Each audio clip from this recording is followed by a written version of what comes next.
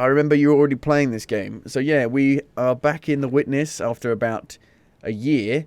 We did finish it. However, there is a secret end game area. And so I have come back to the game after about a year, and we are in the secret end game area. I don't know how much left of it we've got. And crikey, yes, it is really, really hard. And now we have a time-trialed puzzle trial, I guess.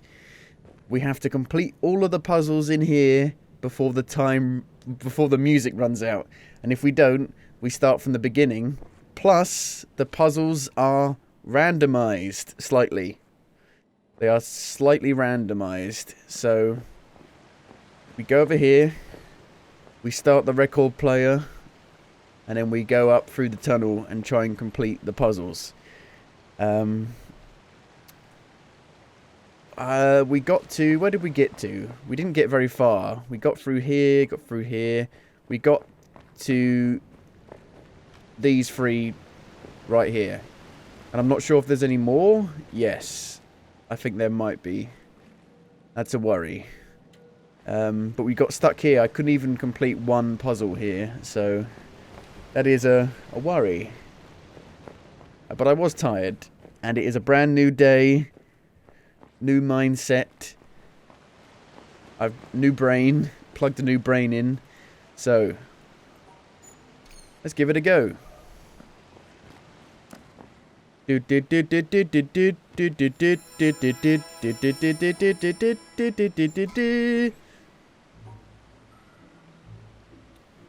So it's always the same type of puzzle, but the actual solution is randomized. I'm so bad at these ones. Oh no. If I can't do these, we are royally buggered.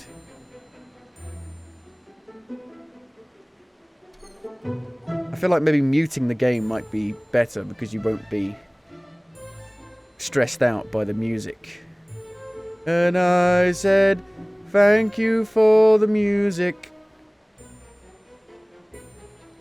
I can't even do this. I'm screwed. Royally screwed. There we go.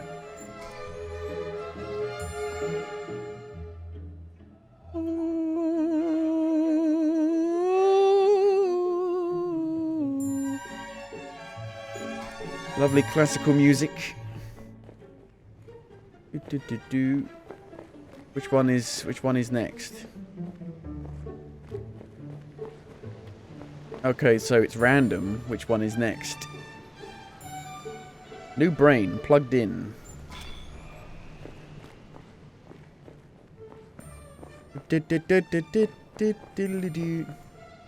Oh fuck! Right off. Oh no.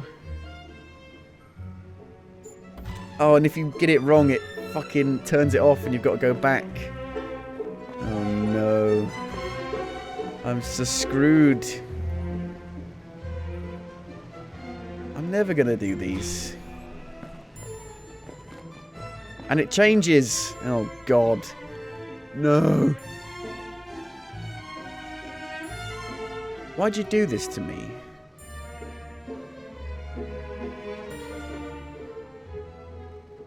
I can't work fast like this.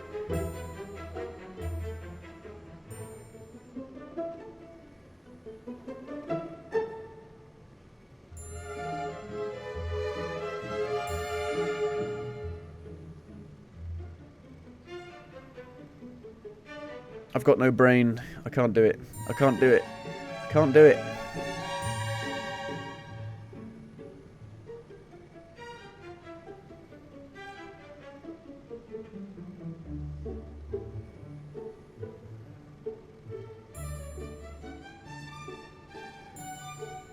No. I can't do it. I can't do it. It's one of those things, it's actually a lot easier when you're watching the person doing it. If you're the one doing it, it's harder. Can't you zoom in? Isn't there a way of zooming in? The music gets louder and more intense.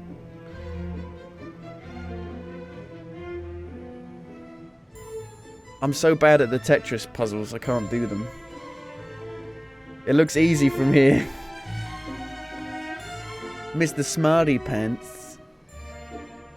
You don't know how to solve it. So, for this one, you've got to get the 2 purple stars in the same, like, section. But you've got to make the shape of the Tetris shapes. Oh my god. It was correct. You wanker.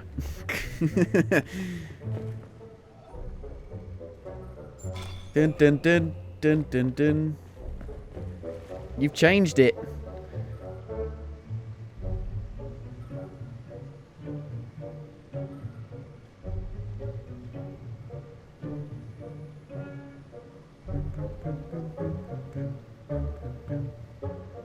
That's not right.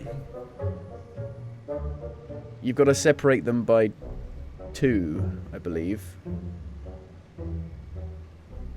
How the fuck do I do this? Like that. Like that.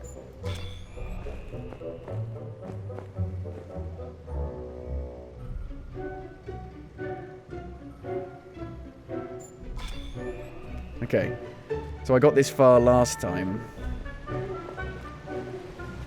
And then I just got completely screwed here. I had no idea what I was doing.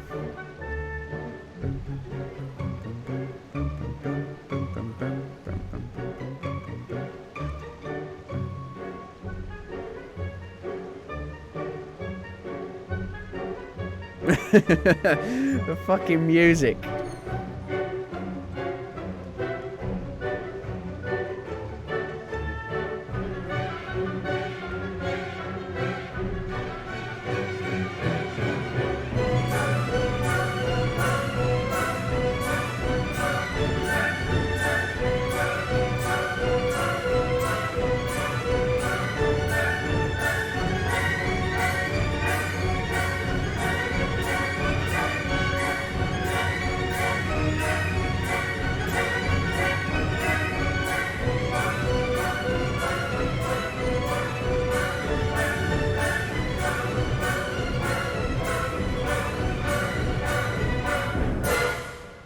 Well, we fucked it. Fucked it.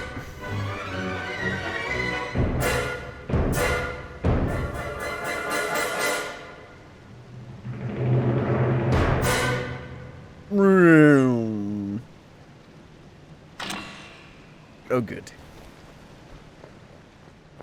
Then we go all the way back to the start.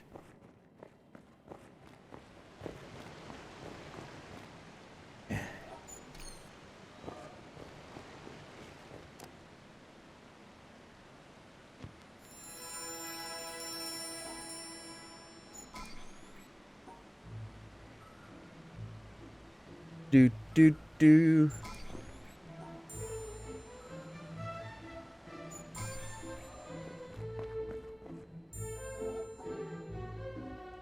Do do do do.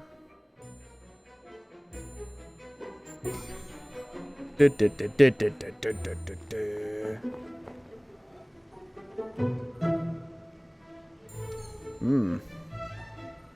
No, it has to be that one.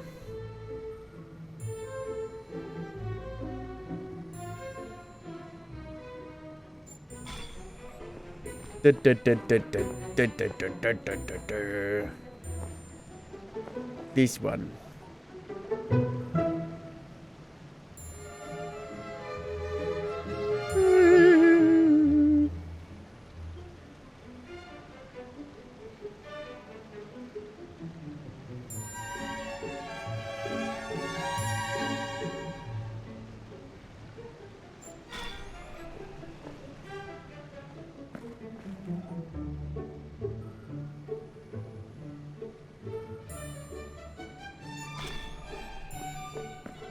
Are we good?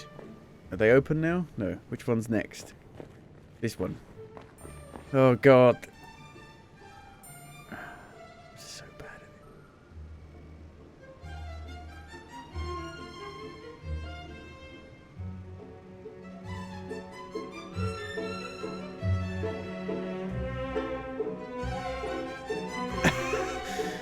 at it. Help.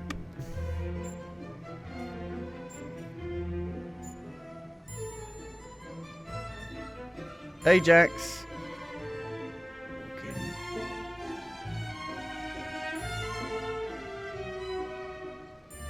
Bastard.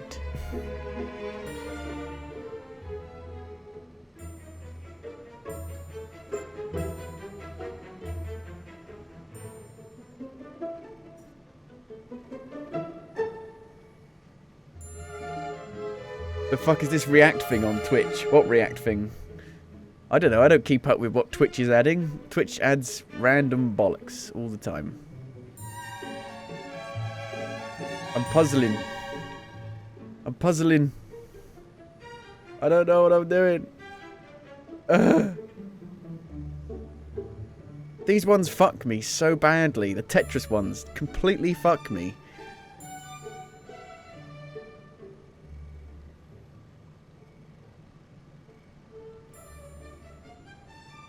Next to the follow button.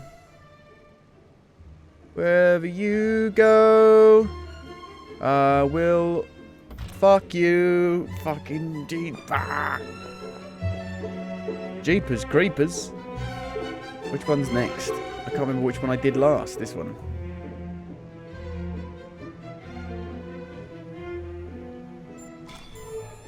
And now it changes, which in a way might make it easier. Not.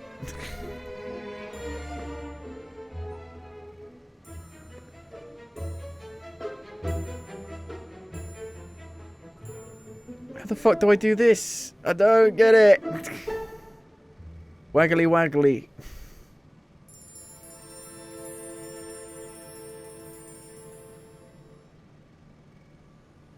Brain does not compute. Brain does not compute like this. Chat demands pile of snow and smooth jazz, but I need the music on to see how much left I've got.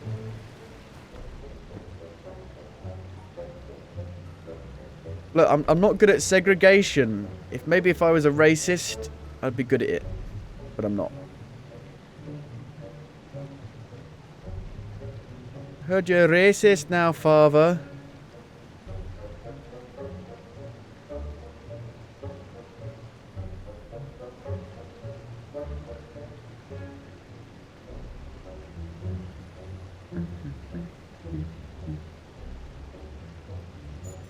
Fuck! These are so hard.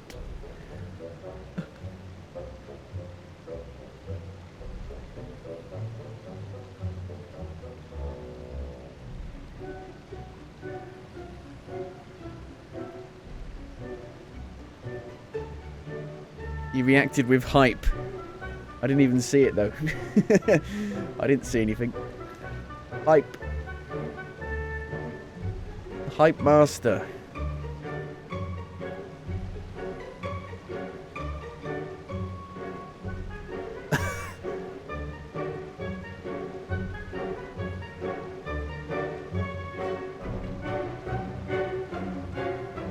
I keep getting this far and I can't do anything.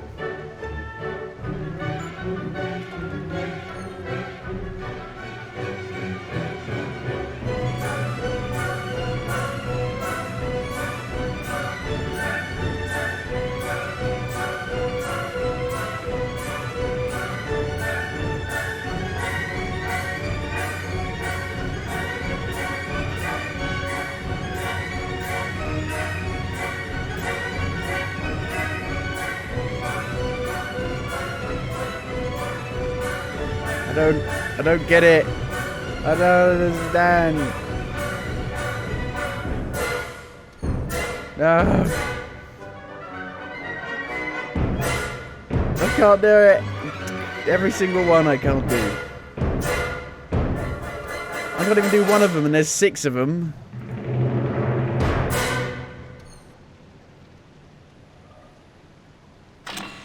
Oh, good.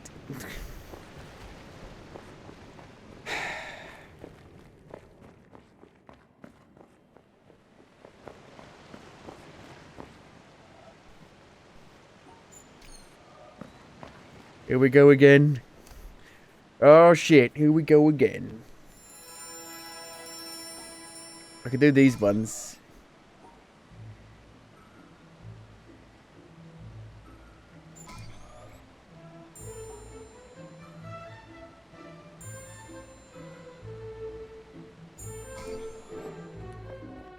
Burr.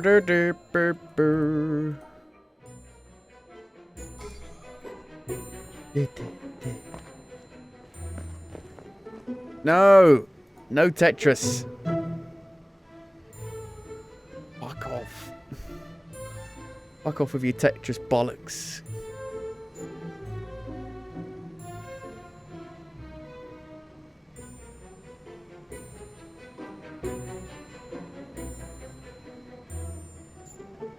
No, that's not right.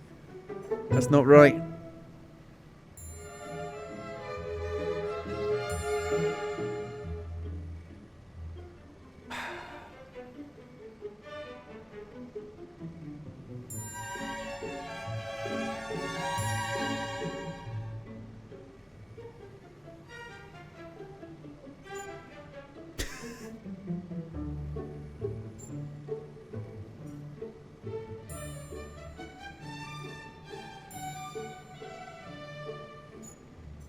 I can't do it.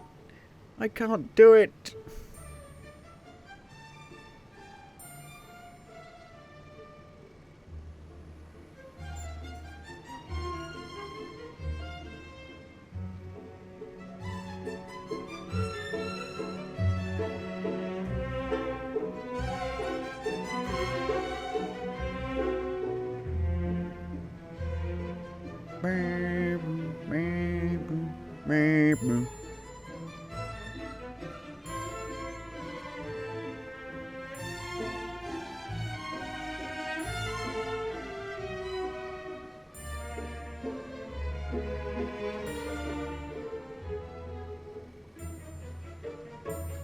God, sometimes you just get ones that are so hard and you get fucked by the RNG.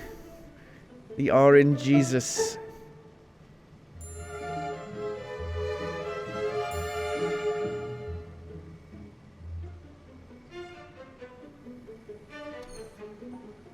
I don't know.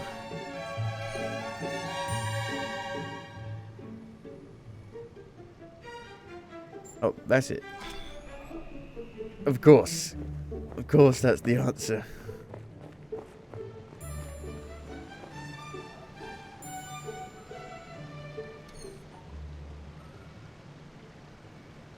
You are not the father.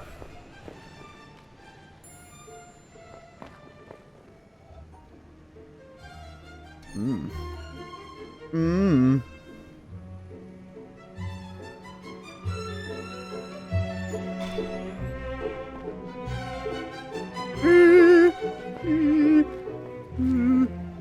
I'll do this one. This one's easy.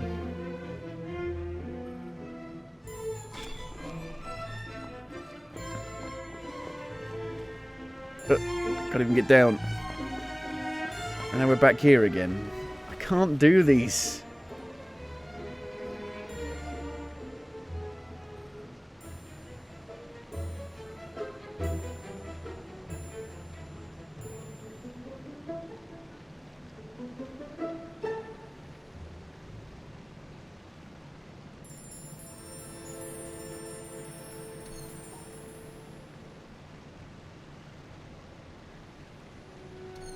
I just keep getting stuck on like one thing.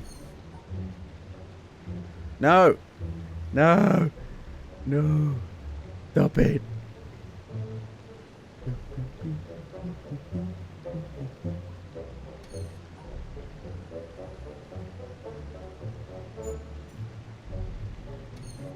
I can't even get one of these done.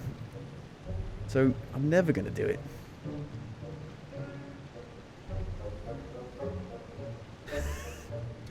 What the fuck?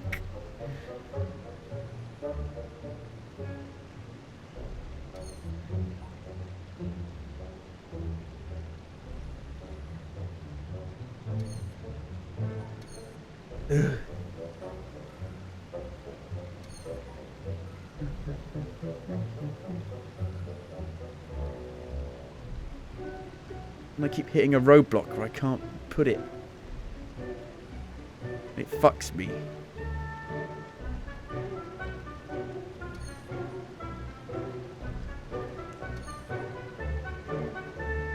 Again, can't go down there. There's like one solution for all of these fucking things.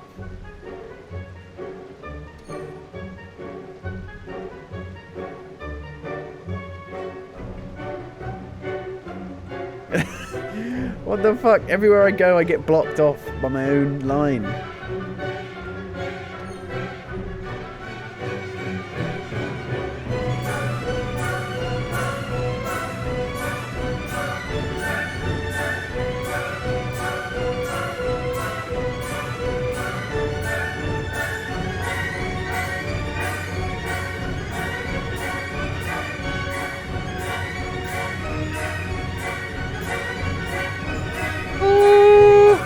Got one.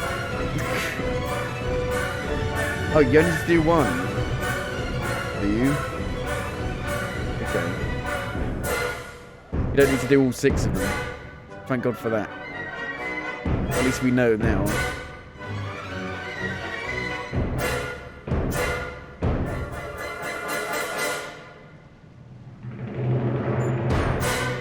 Okay, so it's not so bad then, if I only need to do 2 of them. Okay. I have a renewed sense of hope.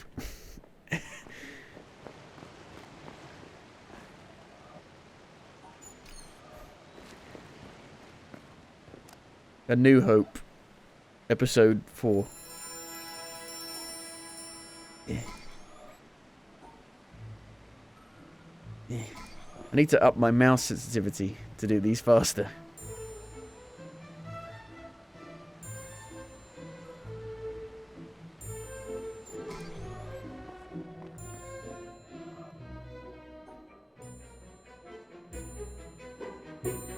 No, fucked it. Fucked it already. Sometimes you get them easier, sometimes you get them harder.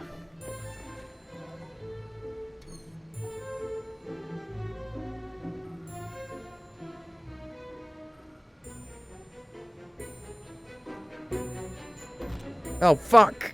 Oh no! I buggered it up. Oh, great. It's a good start.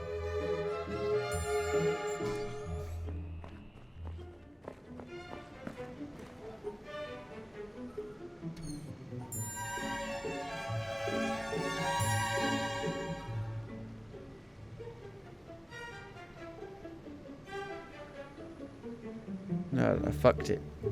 What the hell? Why is this now hard? Bullshit.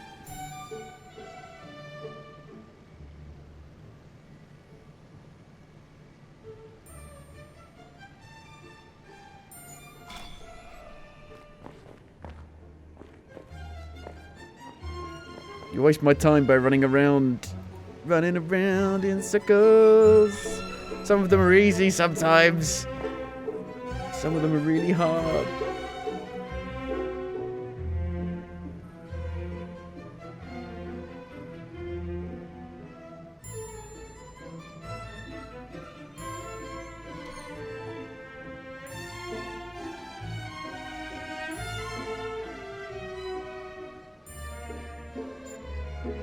That's not right. That's not right.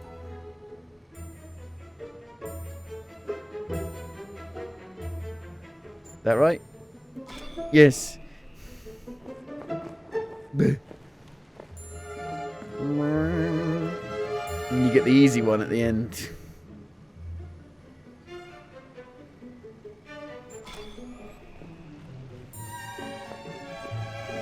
What if I'm like puzzle blind? I just can't see puzzles properly.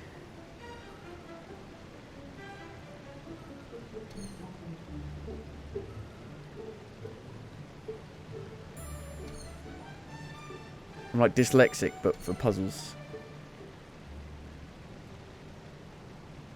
I'll have you know, I beat Portal 2 first time in 5 hours when it came out. Oh. Okay, if I can't do one, try a different one quickly. Maybe only one of them can be done. Maybe. Because that one was super easy.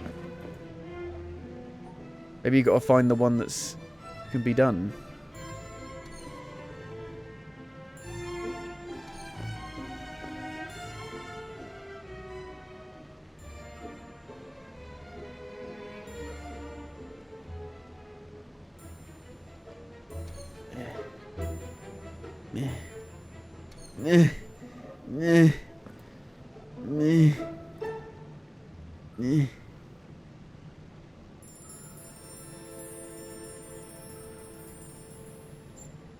No! I fucked it.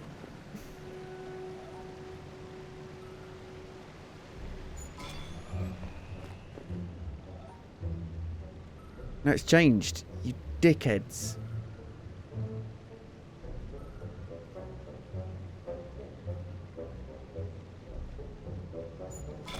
Oh! Oh! Oh! What does it do? Where does it go? Don't fucking torture me. Oh! Oh no! It's a maze! This is... You're evil. Oh! Oh! What do I do? What do I do? What do I do? I can't complete these. I can't complete them. They're not right. They're not right. They're nothing. They're nothing. No. Well, I need a light. I need a flashlight. It's too fucking dark in here. Is there like a... Do I need to find a puzzle in one of these, do you think?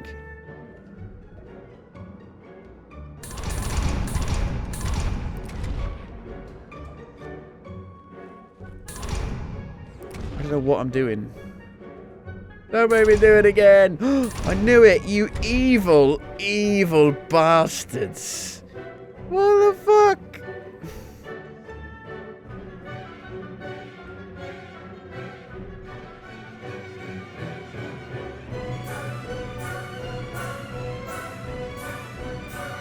Oh, so close.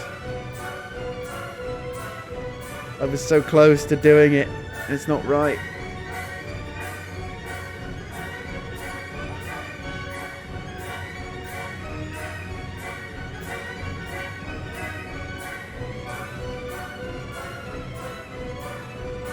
Oh, no, no, no, come back.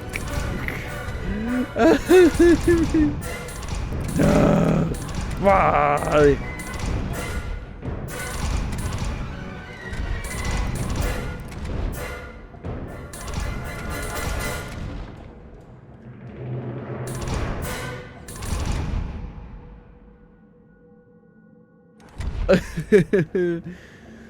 Oh god, right.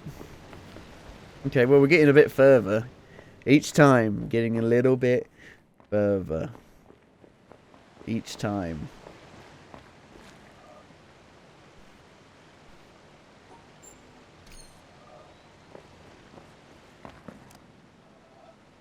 I'm ready. Well,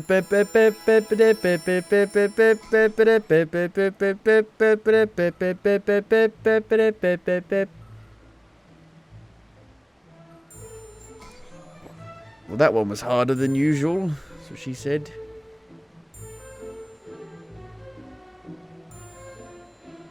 Same with this one. What the fuck? Oh, bollocks. You can't make it harder. What she said.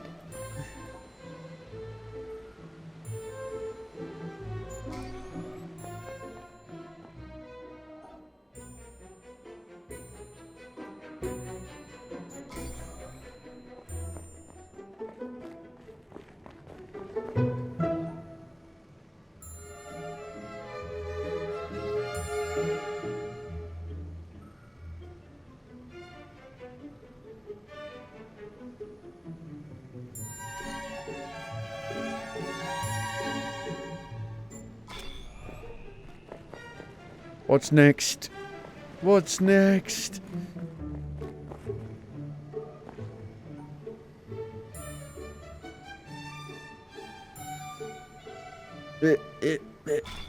Pink worm. Put the pink snake through.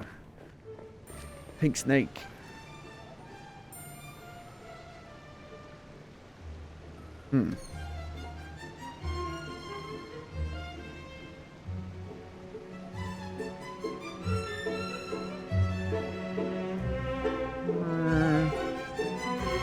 This is difficult. Oh shit. Sometimes you get one that fucking fucks you. Perplexes you.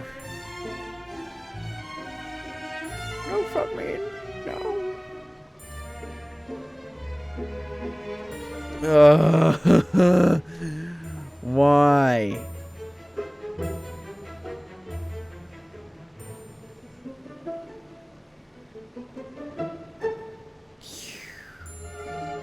You rat bastard.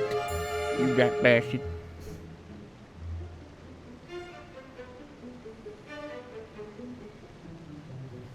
This is bullshit.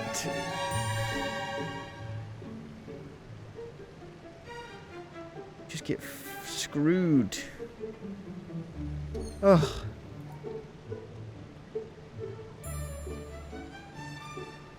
But it can't be this one.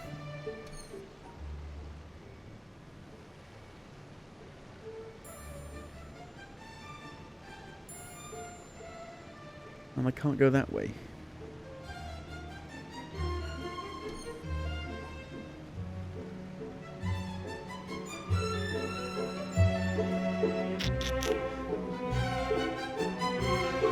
This is a nightmare. But so, you just get one that's really hard out of nowhere. Classic Jammer song I heard 10 million times when beating this. Cat Jam.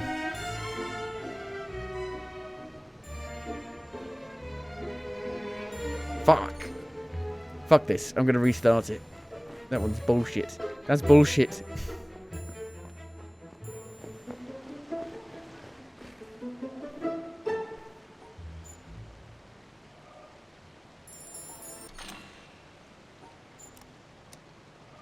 Restart it. Hello. Hello, the rich killer. Is it restarting it? Do I need to... There's a delay. How am I doing? I got to the maze bit.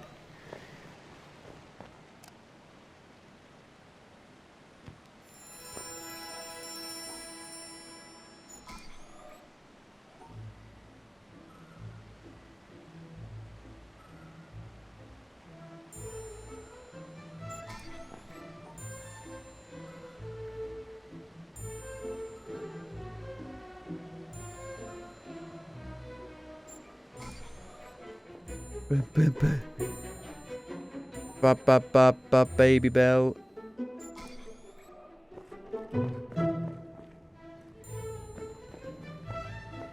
No, no Tetris allowed.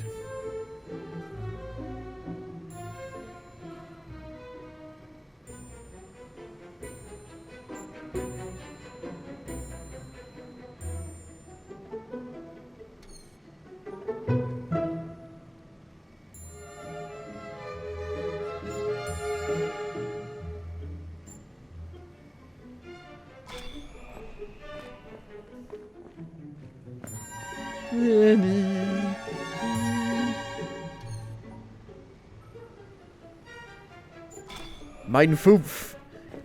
Mein Fünf. Very nice music. If you're a maniac. If you worship Satan. I keep getting stuck on these bits. Which is ridiculous.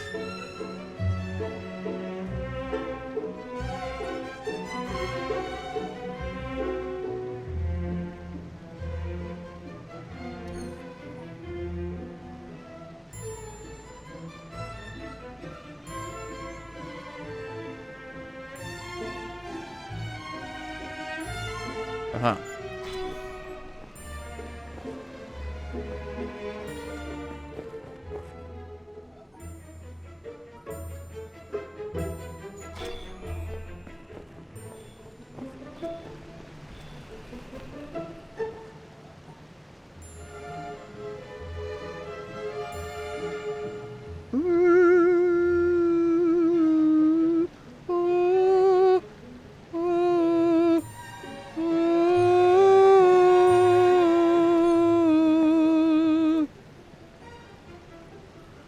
Yes, only one of them is right. Only one of them can be completed, I'm pretty sure. And if you find the one that can be completed, it's really easy.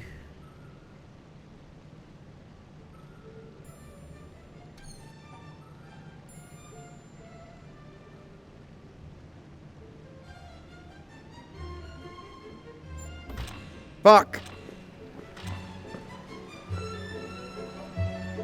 I grant you a great tip. You can't do it. It's too hard. It's too hard.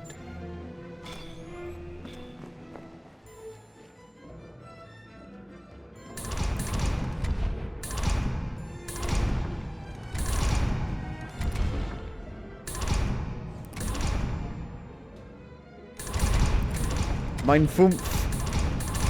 Where is the puzzle?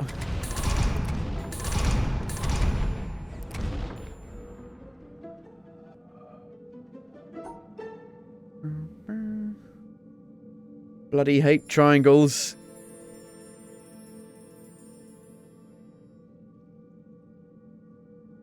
So close.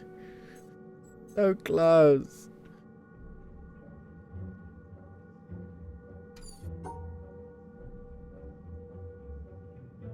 Triangles are evil. Again, so close.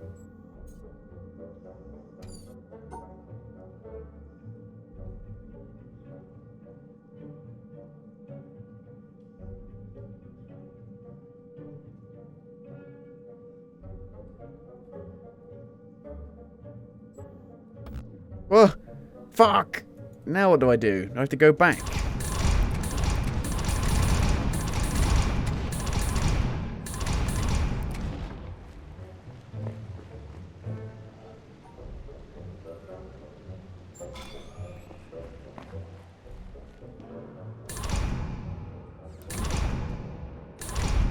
Is it in a different place, though? Is it in a different place?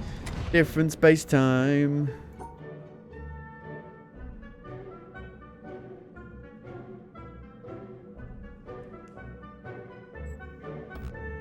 Fuck! I think I've got it, and then I fuck it up in one bit.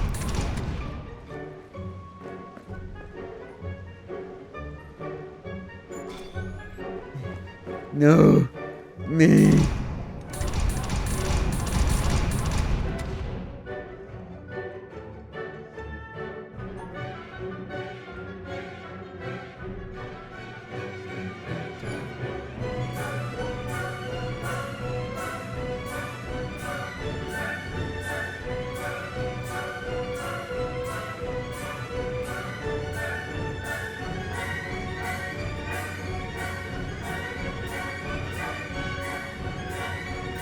Oh, now what? Now what? Is there another one?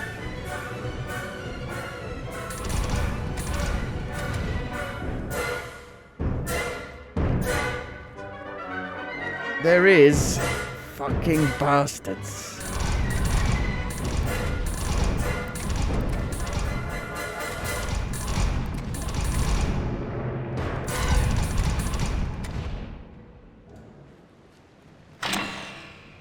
Nice run.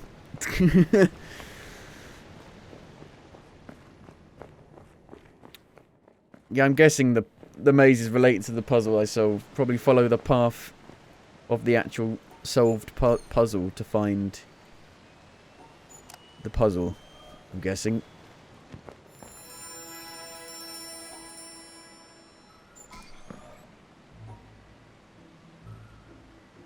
What is this, a roguelike?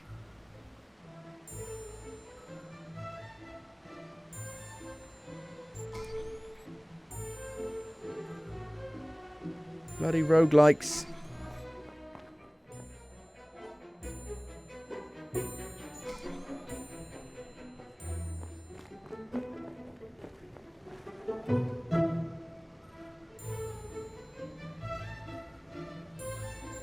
No.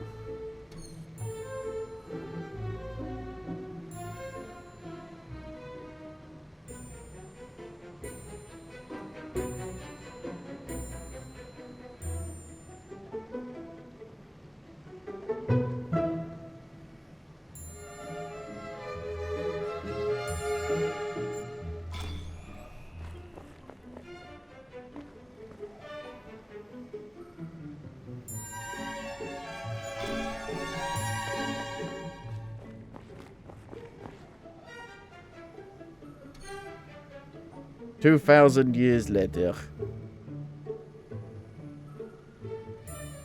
I missed one.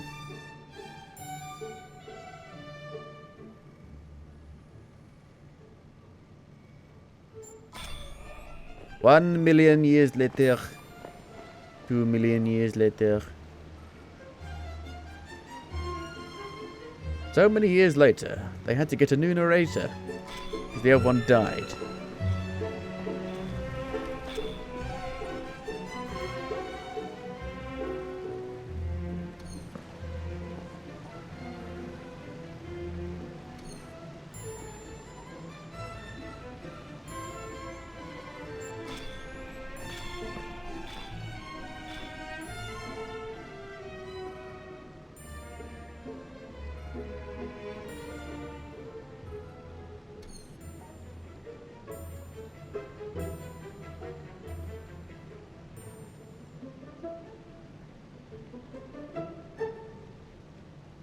No. It's the one it goes to, right? Will they complete? No, it's this one.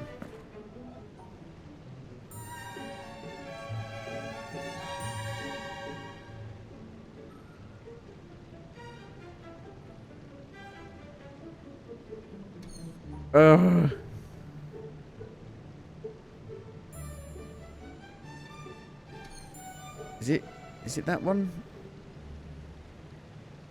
It looks like it should go to this one.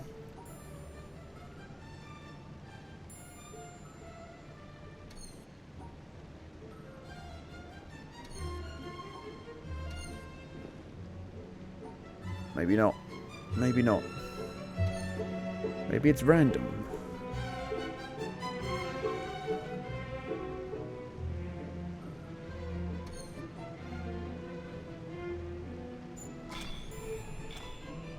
How the fuck am I supposed to... I don't know. This way. It's a way. It's a certain way.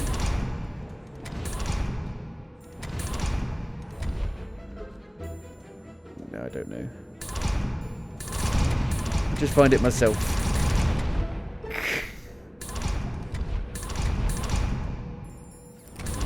All these screens must have cost a fortune.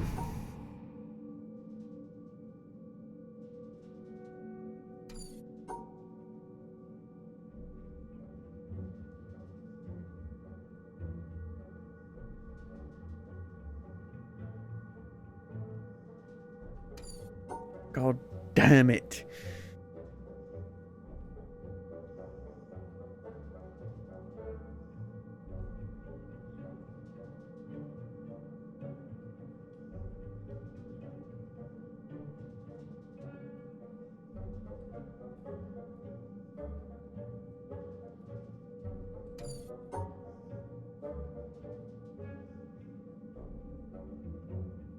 Well, it can't be that.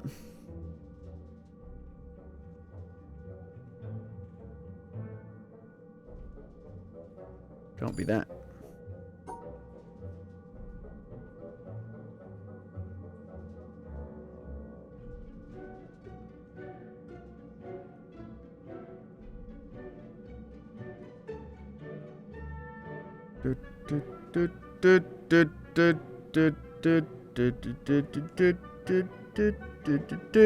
Can't be that either. Oh, give me strength.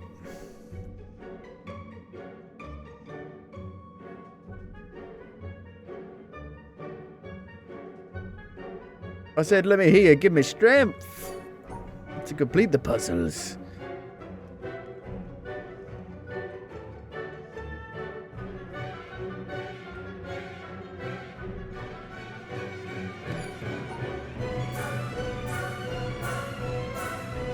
Look, it's got a... Can't be that. Can't be that.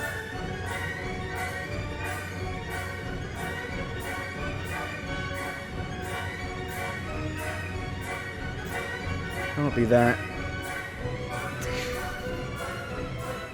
Best speedrun does this whole thing in 1 minute 7 seconds.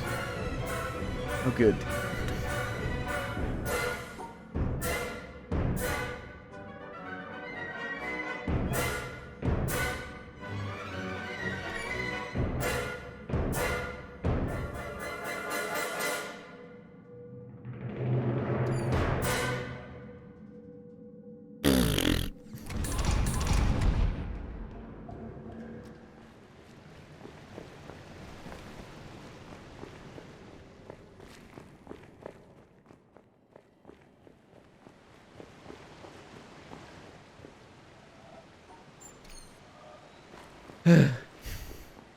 Believe in me. I don't believe in me. Believe in Santa. I believe in you like I believe in Santa.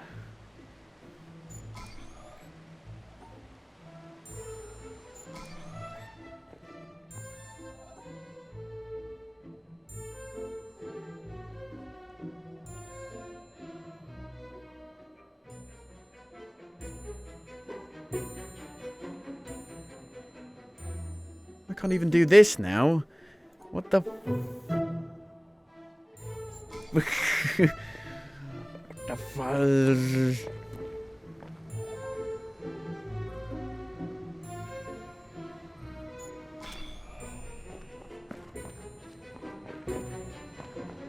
Time trial puzzles. Puzzle games are supposed to...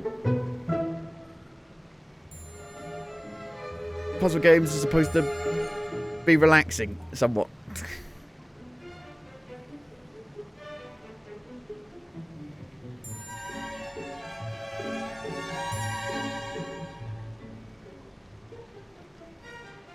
That's just great.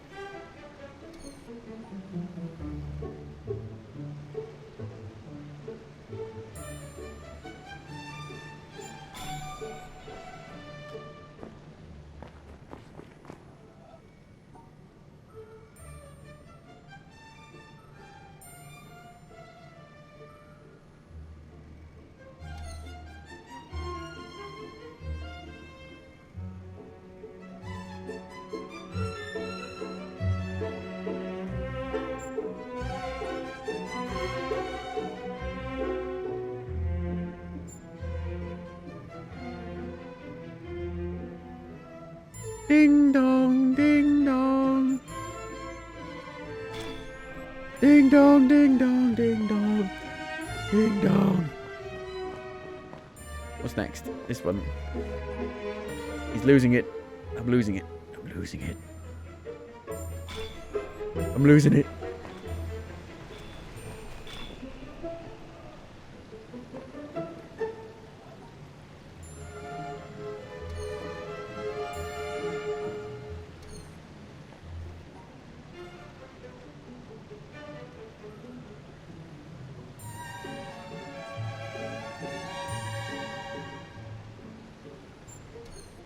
God.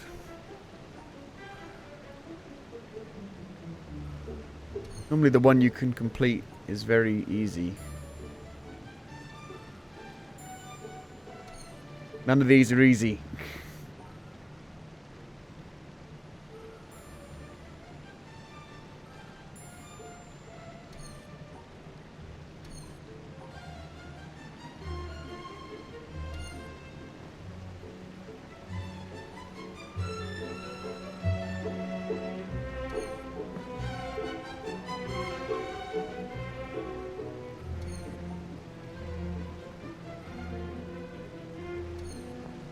Ugh.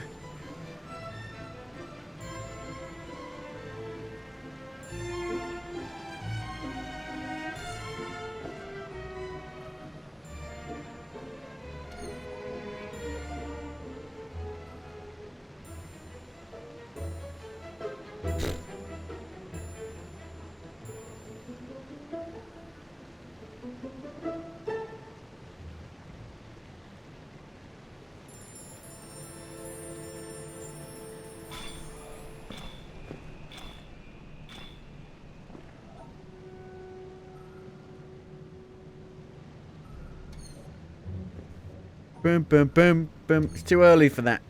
It's too early.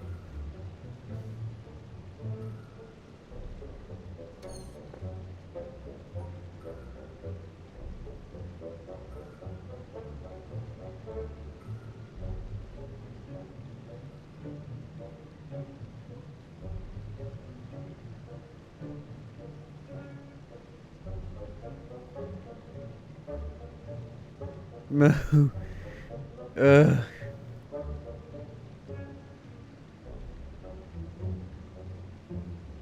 RNGesus.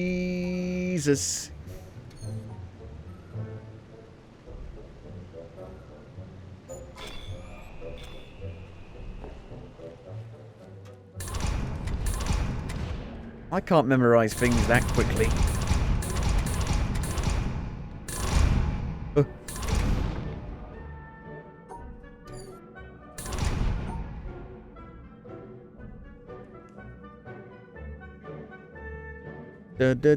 You're a bastard, you're a bastard, you're a bastard, bastard, bastard, bastard, bastard, bastard.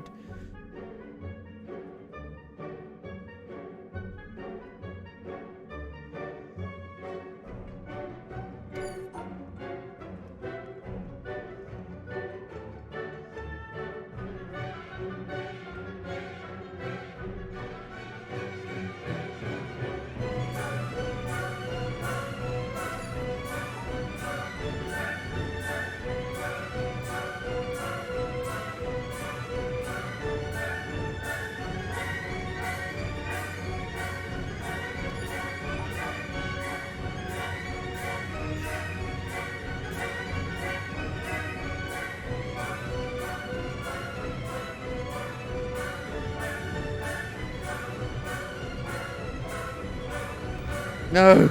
I give up. I give up.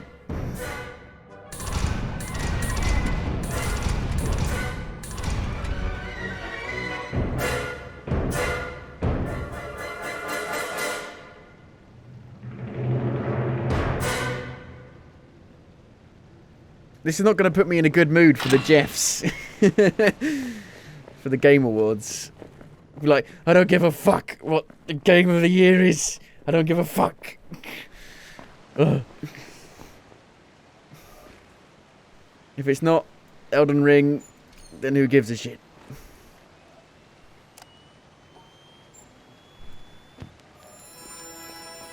It can't be Ragnarok.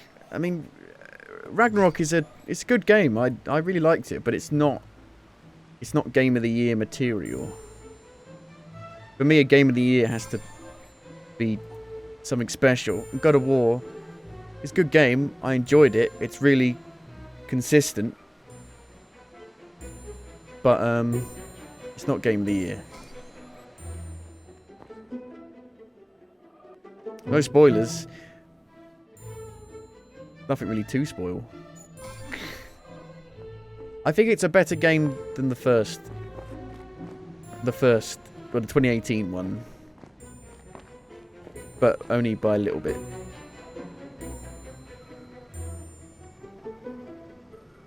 The first one, goatee. Yeah, but I didn't think the first one was that good. Anyway.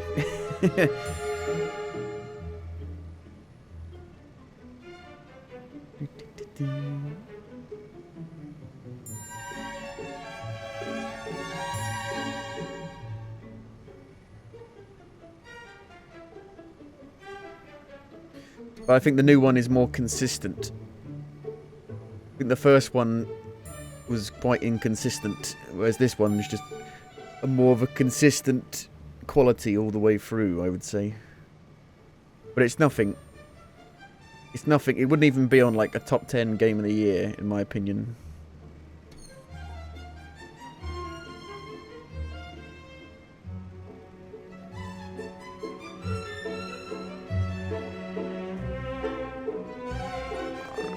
Brain no work. brain no work.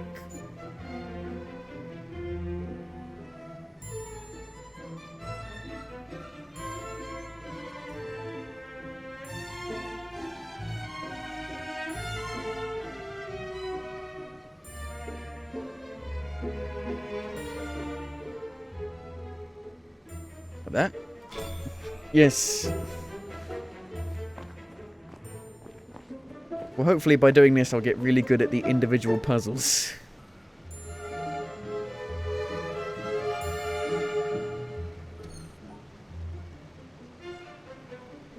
Fucking Jesus.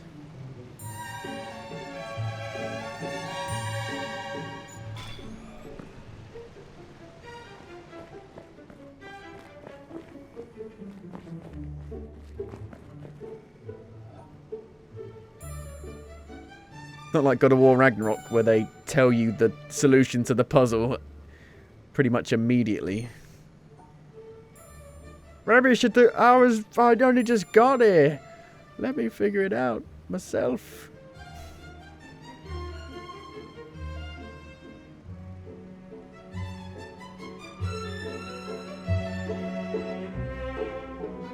It's weird though, because God of War Ragnarok is actually really hard. Like the bosses, like the end game bosses are as hard. They rival Dark Souls in difficulty, so it's kind of weird how it would hold your hand so much with the puzzles.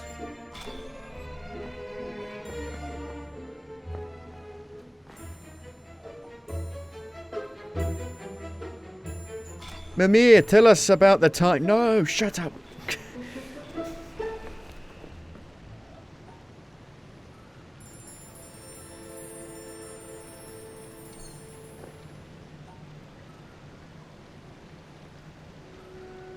No spoilers. I'm not. No, I'm just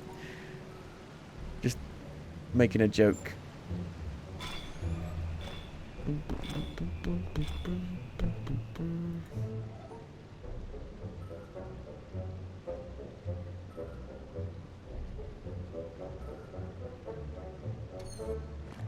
Mimir's in the trailers. All of the trailers.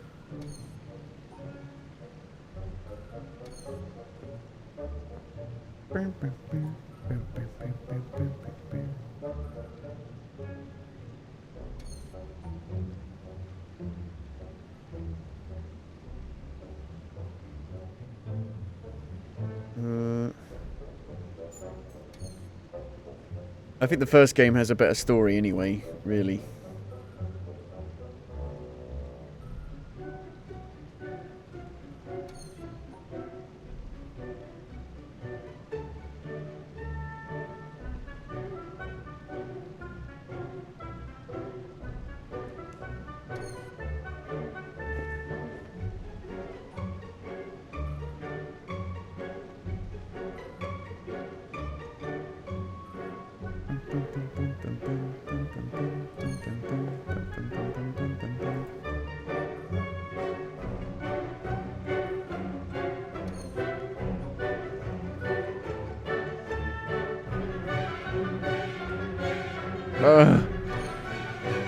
Bam, bam, bam.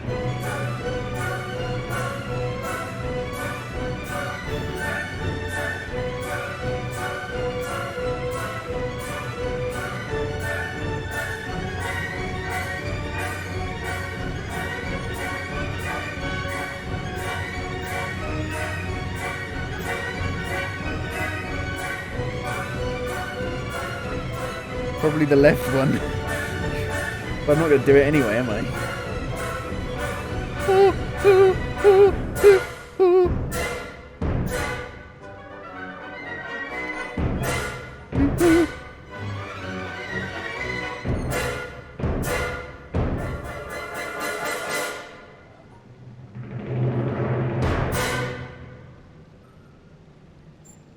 As soon as it ended, I get it. God damn it.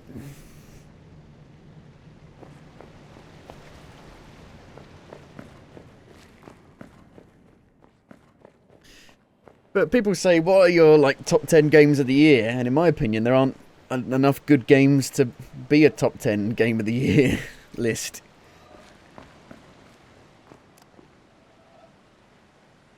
Burn.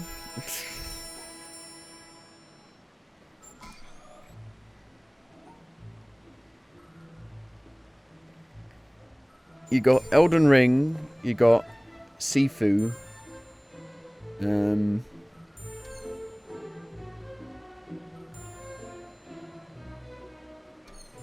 what else?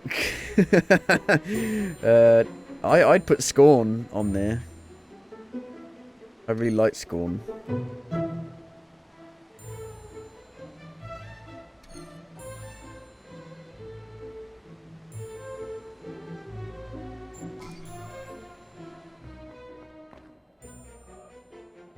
But like to be on Game of the Year, it means it's like the best games of the year, and it has to be something really, really good. Like Tiny Tina's Wonderlands, I really like that, but I don't know if I'd put it on a Game of the Year list.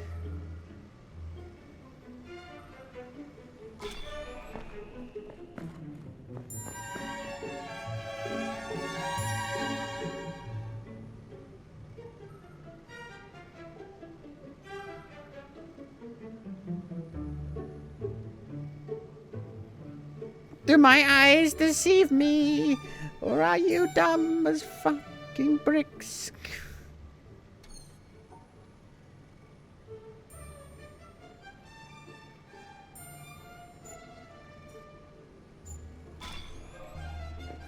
I was trying to think what came out. I can't even think what came out.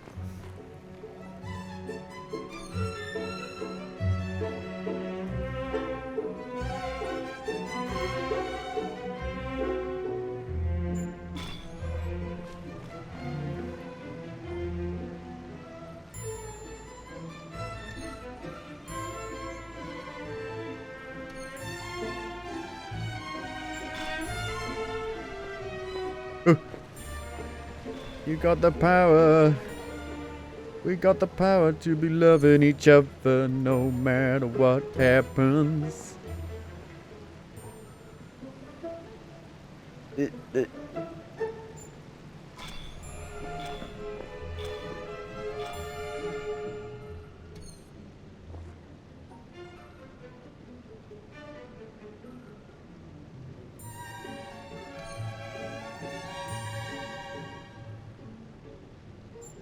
I guess Sifu is kind of more of a big budget indie game. Don't even know if I'd call it an indie game.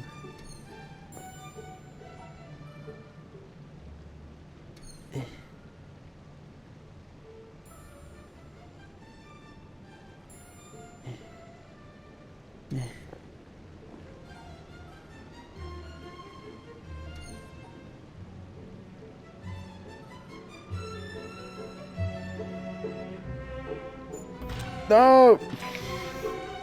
Fucked it.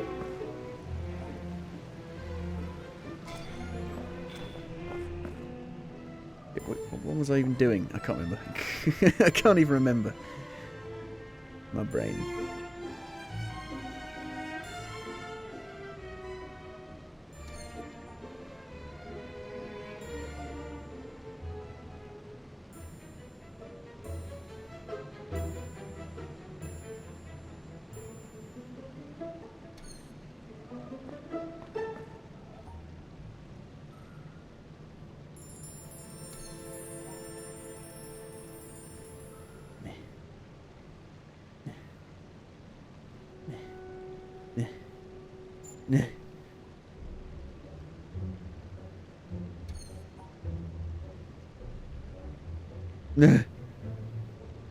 No.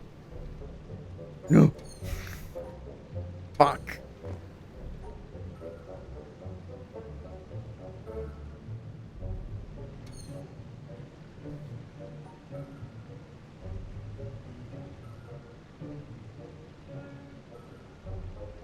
Why'd you do this to me?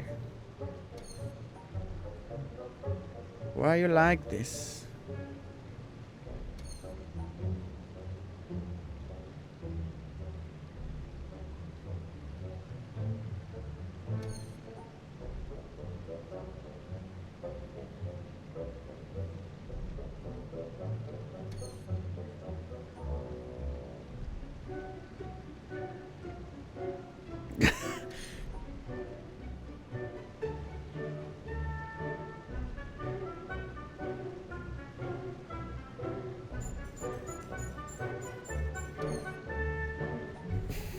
Oh, God.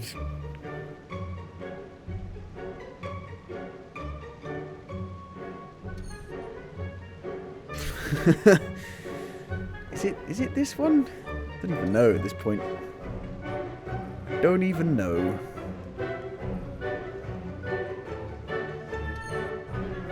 Middle one.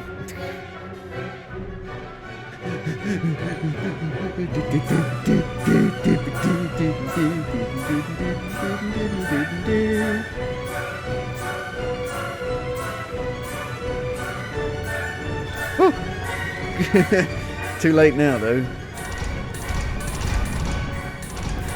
Which way do I go?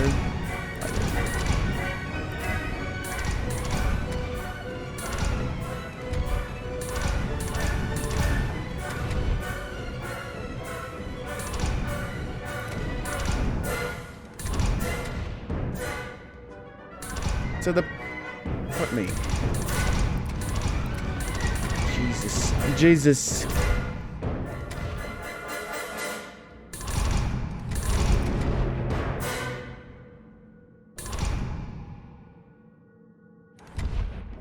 Poop.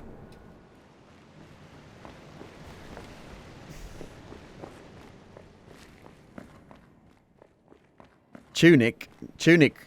I hated Tunic. Terrible. Terrible game. Awful game. Let me have a look at my Steam catalogue. Stray was okay. I thought Stray was pretty good.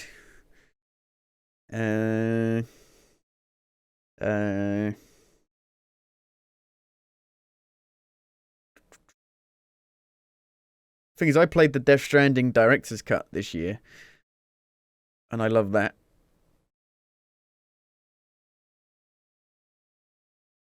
Mario and Rabbids, Kingdom Battle, Sparks of Hope. Put that on there, I guess.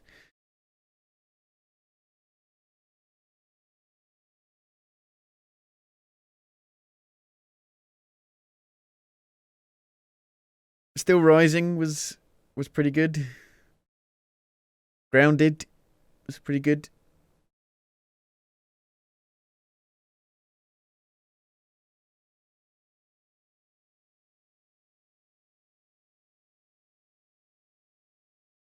What?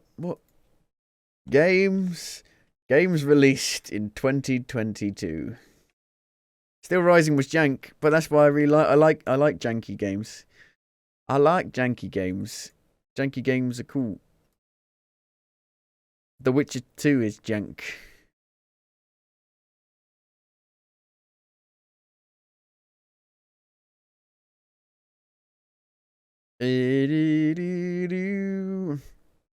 I mean, you had Horizon Forbidden West, but I would not put that on the Game of the Year list.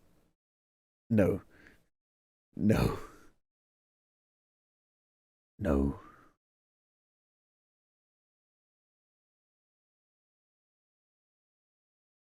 Grid Legends came out. That's pretty good.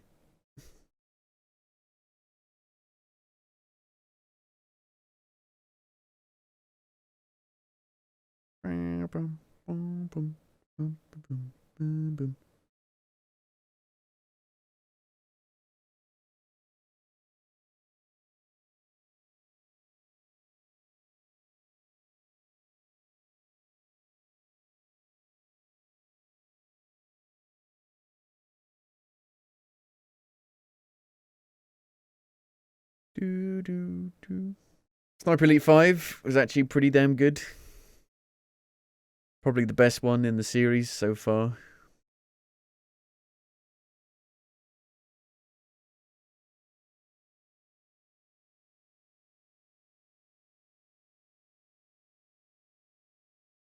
The Cuphead DLC was good.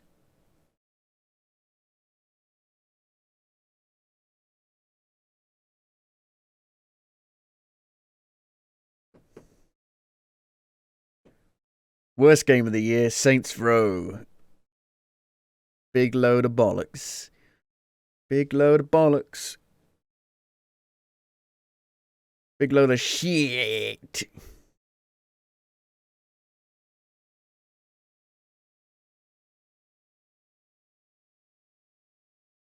And Pokemon Scarlet.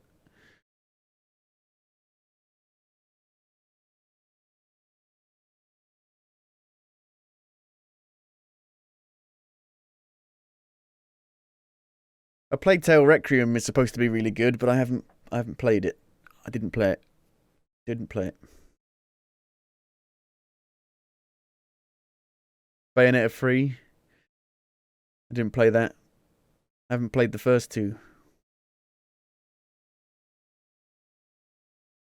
Well, we still got High on Life coming out on the 13th, and the Final Fantasy VII Crisis Core remake. They could be Game of the Year. They could be. You don't know.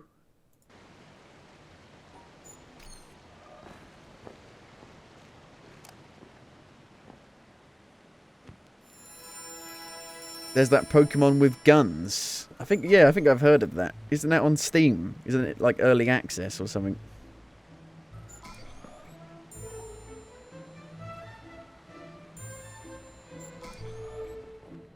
Stum. Poop.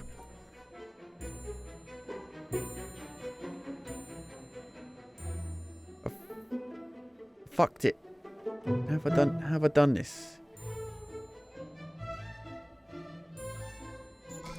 Can't believe you've done this.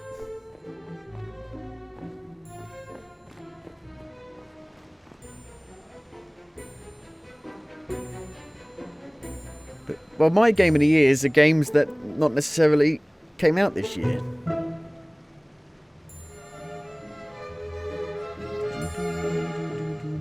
I played Final Fantasy VII Remake, Death Stranding. What's my favourite game that I played this year? Elden Ring. And then I would say Death Stranding.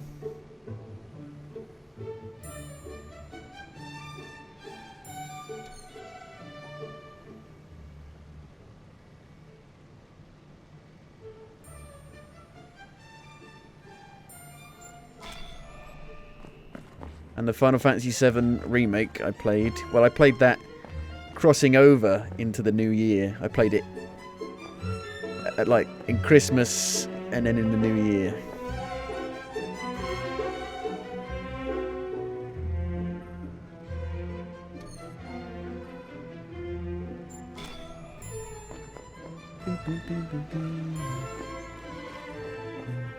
I mean, Sifu was really good as well. Sifu, see you, laddie.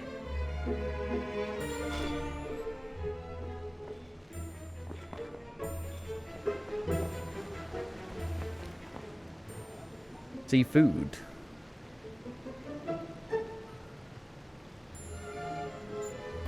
Fuck.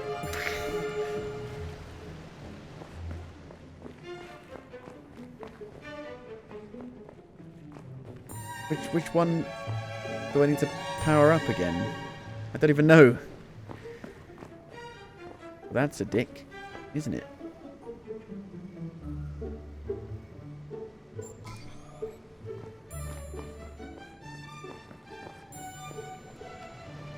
And now it's different.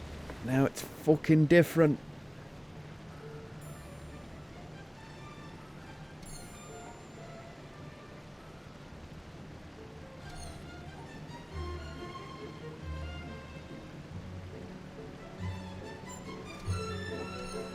Maybe it's not right.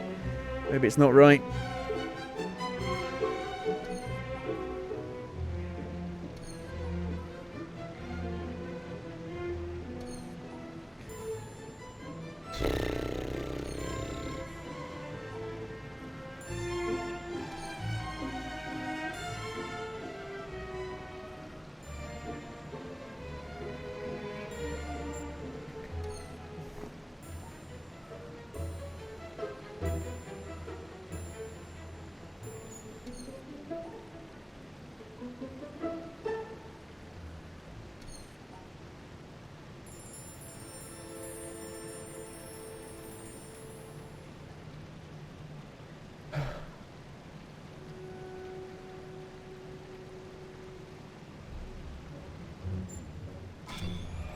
Boom, boom, boom. Boom, boom, boom, boom, boom, boom, boom, boom, boom, boom, boom, boom, boom.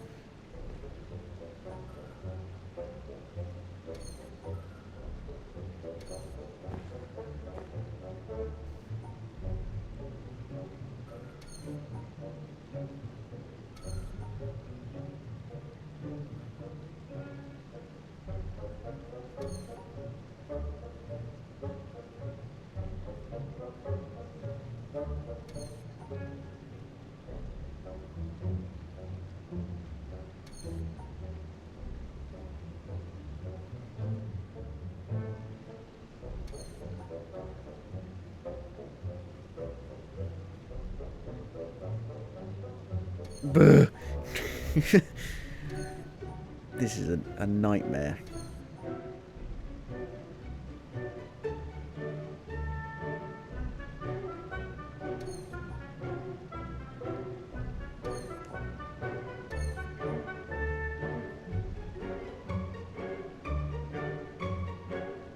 Right panel, the rightest of panels.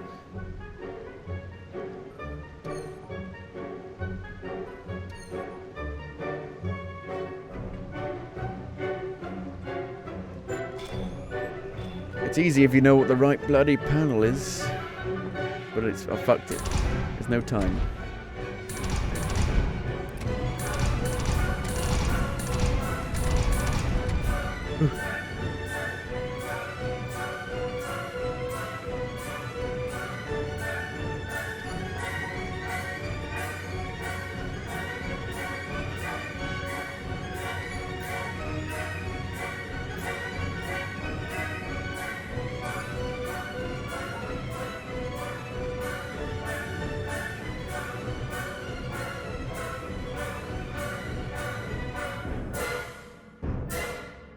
Oh, it's always so close.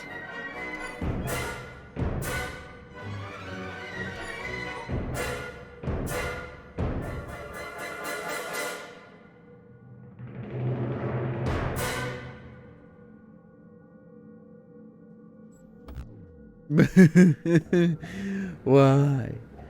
Why?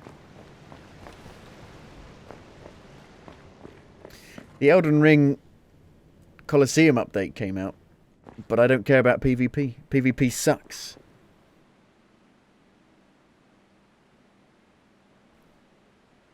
PvP gets worse and worse with every From Software release.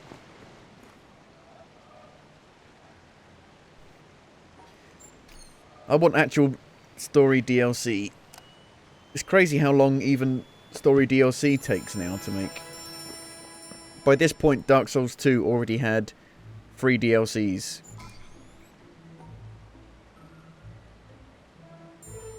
Three. And I think they'd announced the next gen versions already.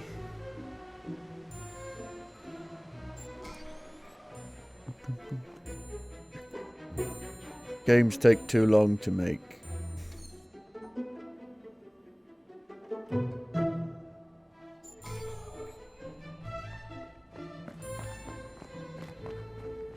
The real Game of the Year award is all the money they've made. Money.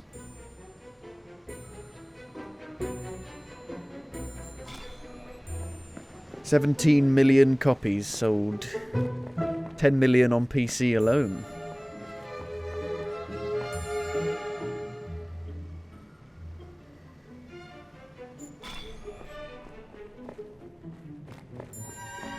We made all this money. People only watch the Game Awards for the bloody trailers. Not me. I watch it for the integrity of the awards.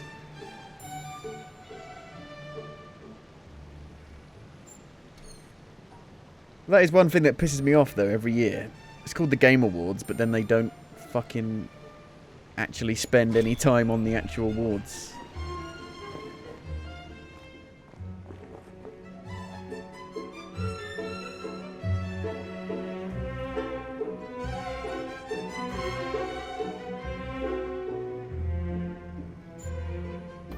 No!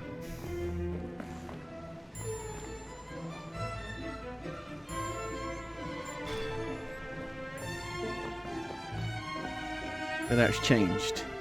I'm different now. I'm changed.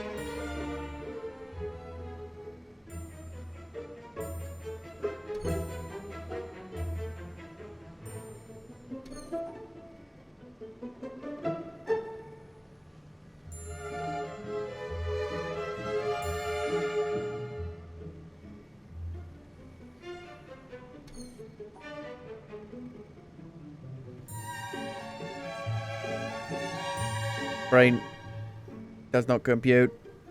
Brain not working.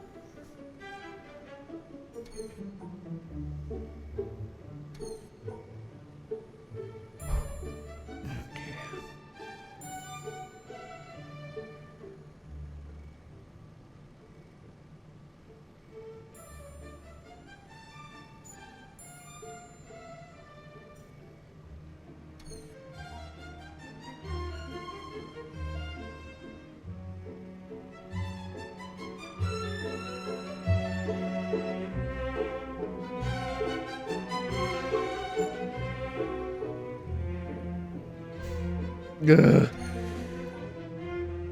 Ugh.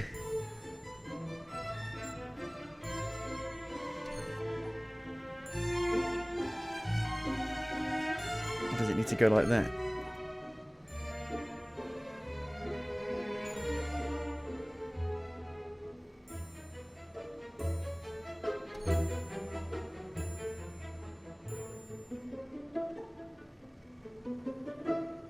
Bleh.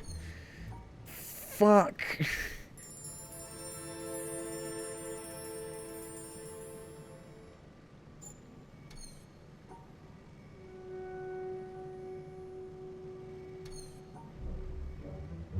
Oh God.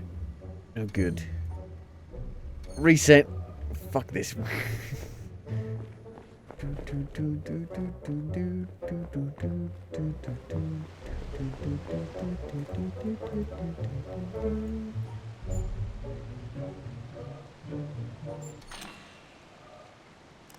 What even is that?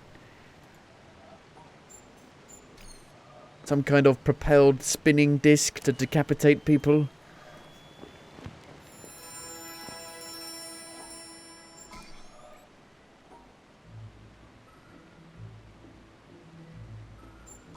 I know what it is.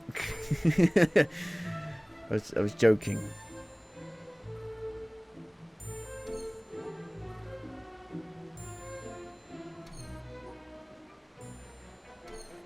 And I can't do this. I mean, really? Really? What? What? What? Why? Jesus.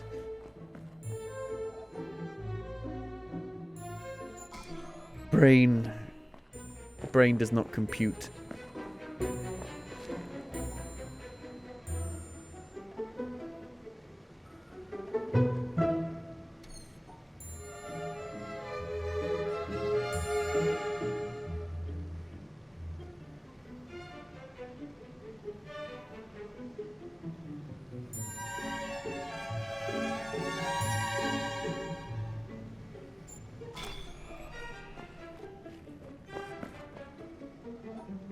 You gotta put the shapes in the hole.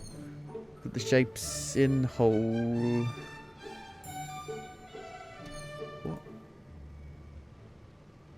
What? What?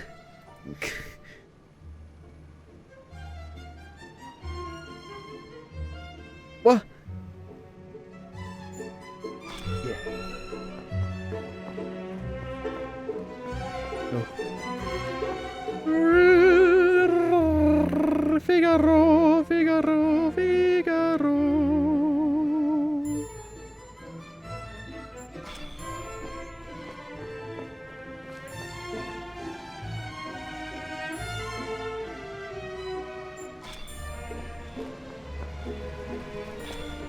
This is a gramophone.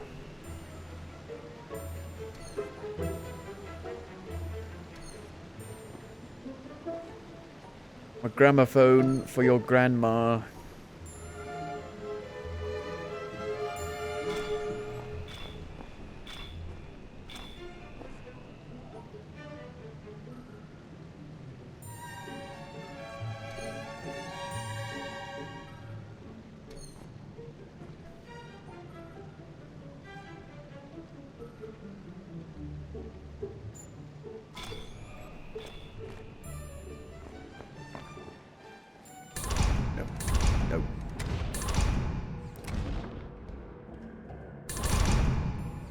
doesn't help me at all. Huh.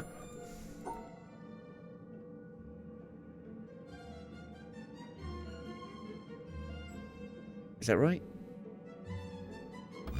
No! It's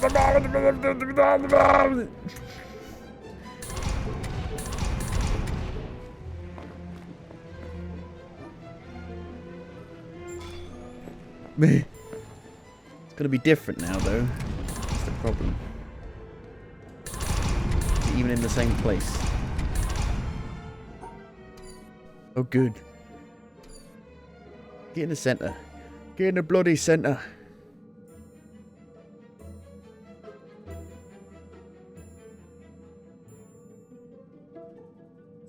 Is that right? Yes. Now what? Now where's the next bit? I'm supposed to...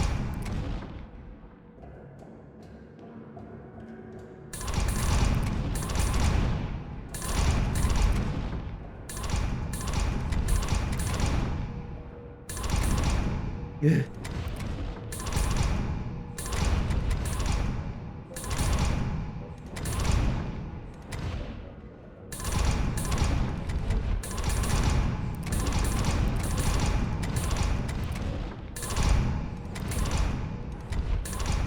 How does this help find where the puzzle is? We need to, like...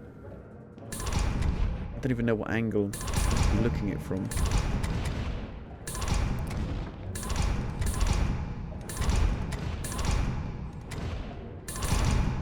You bastards.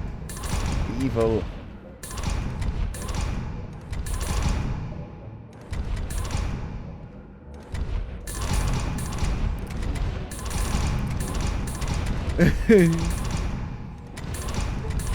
Why? Why are you like this?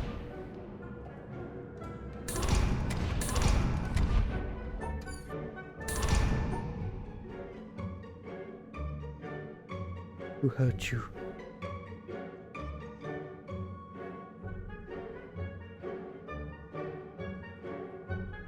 Is that right? Oh, now what? Is there another one? There can't be a third one. I refuse. You can't even see the glow from the monitor.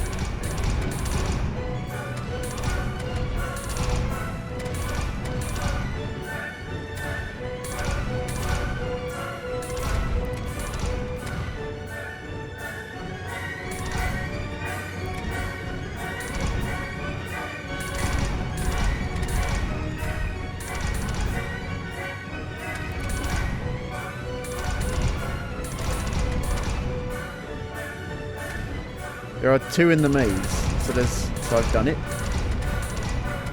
I've done that at least. You're joking. I refuse. I refuse. Not the spinny ones. I can't. I can't. Oh, you're joking. Oh no. Why? Ray tracing. Only those 2 and that's it. Okay, well, we are slowly getting closer.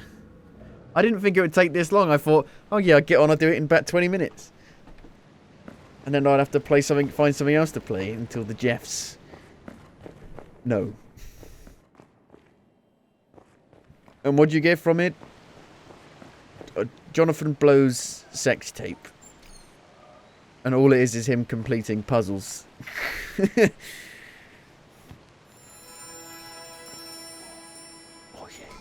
Complete that puzzle. Oh yeah. Oh yeah.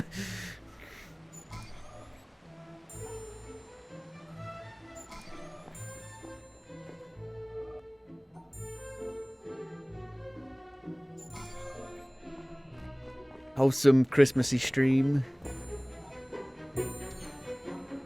It's the best Christmassy Christmas ever.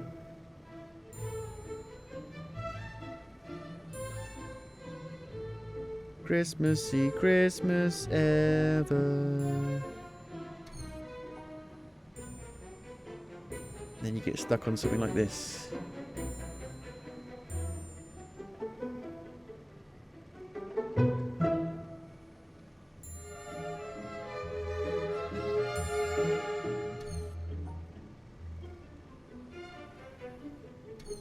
It can't be that way. What?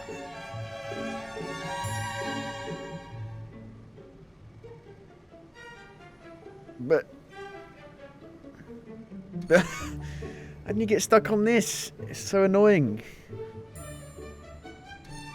Just find one that you just can't work out. I can't even get them.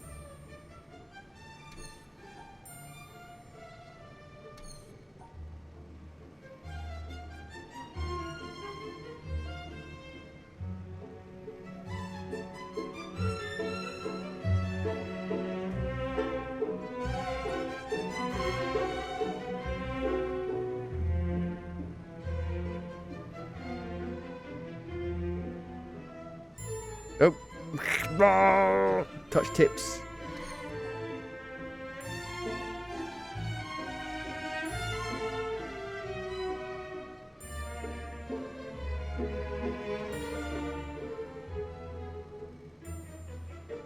That doesn't work. It can't be right. Fuck it. Restart it.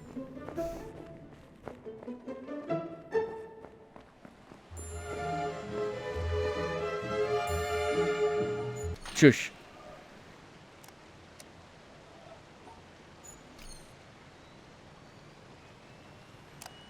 It was really starting from the bottom left. Started from the bottom left, now we're here.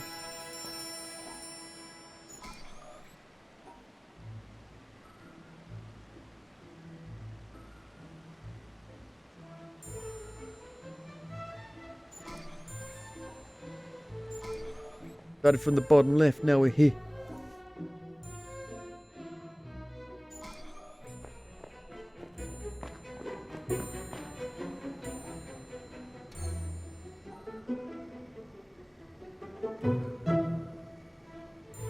And you get one like that, which is super easy. Unbelievable. Been robbed.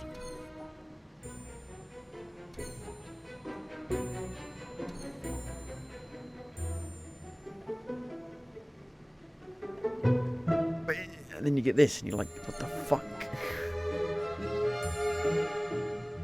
And it has to be that.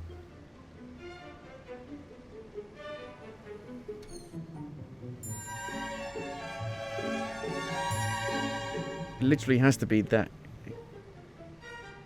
Then I can't cut these off. Oh, like that.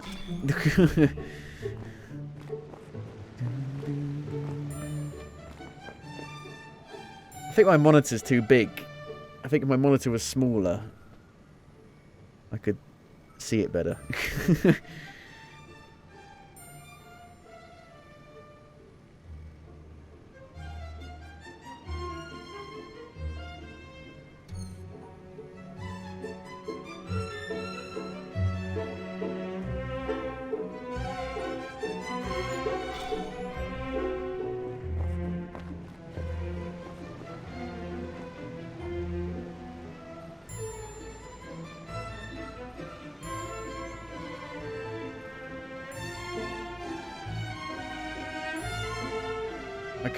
I can't see it.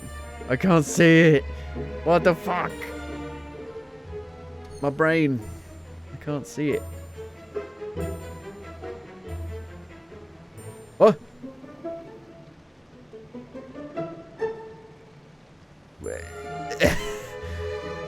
I fucked it now, haven't I? Oh, there it is.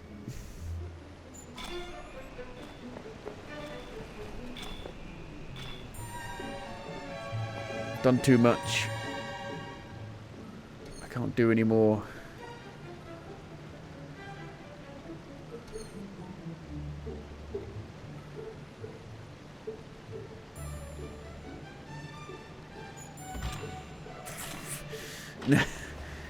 No.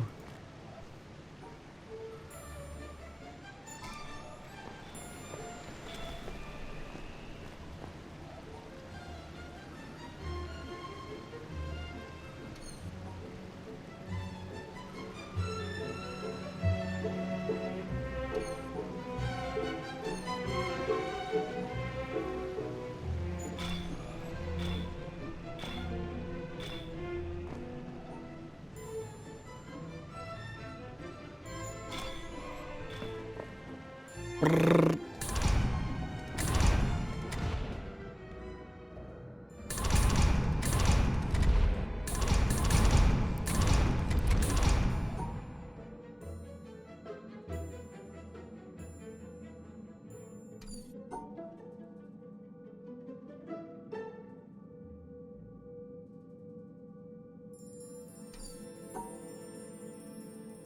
no, why are you like this?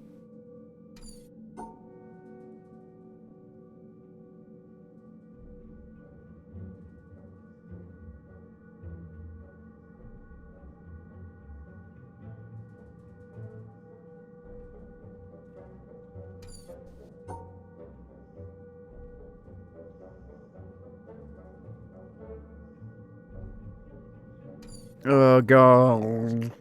I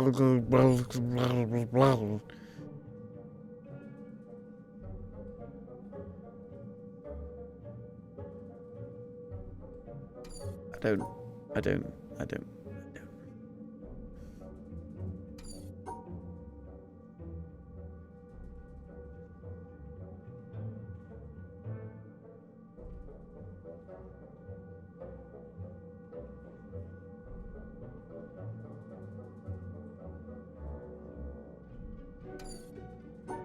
Oh, I don't. I don't. I don't.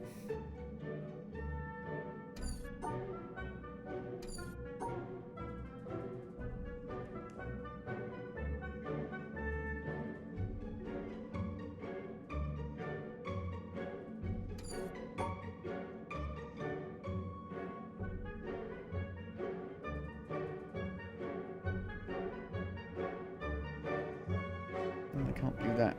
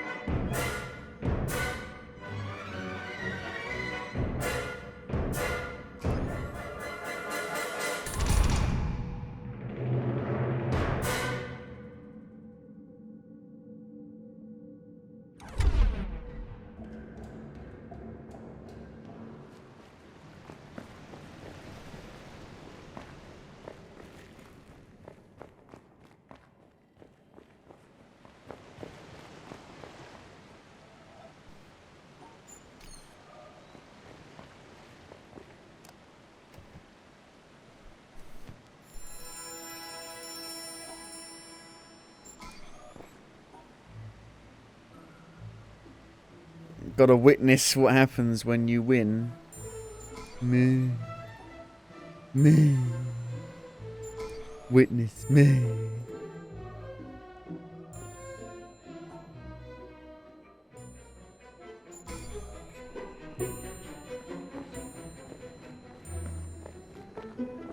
Are they going to show off Star Wars Jedi Fallen Order 2? I really like the first one.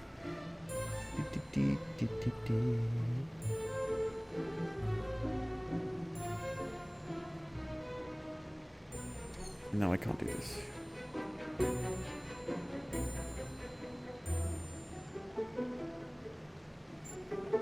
All right.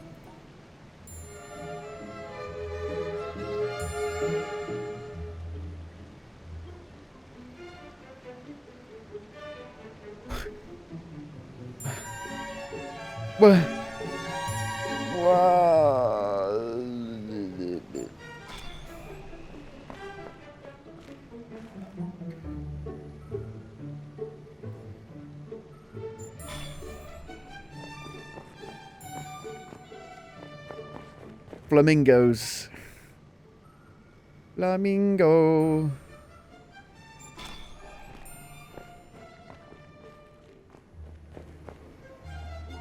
Where's the jump button?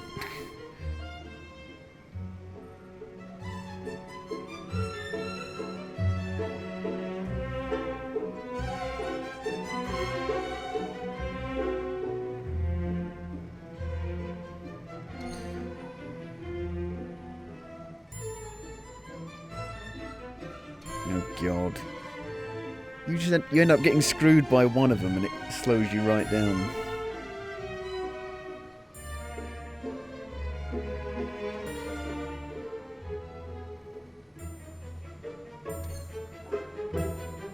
Can't. Ugh.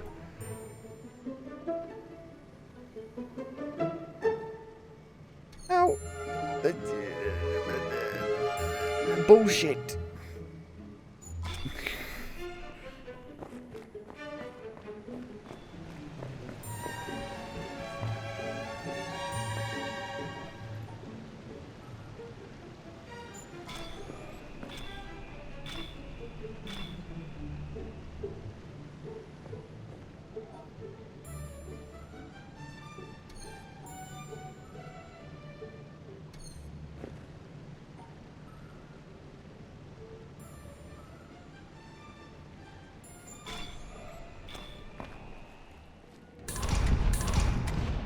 Witness true knowledge. Knowledge is power. Power is knowledge. Knowledge. I have no knowledge. I have no knowledge of the situation at all.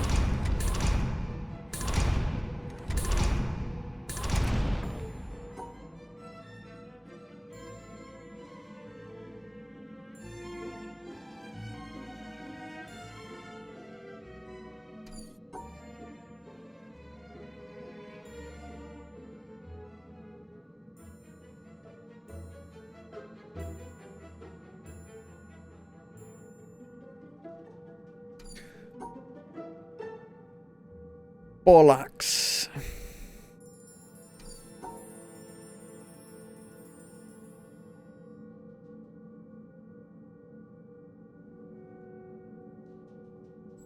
That's not right. Absolute jeb end.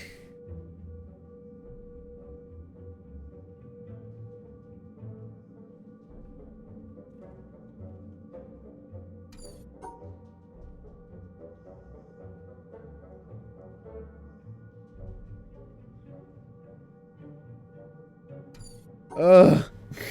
Why?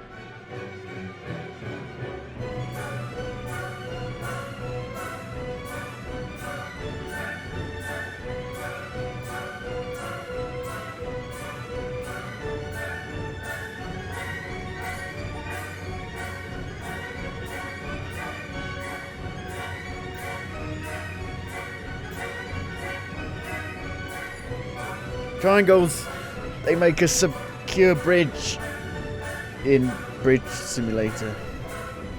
It's all about the triangles.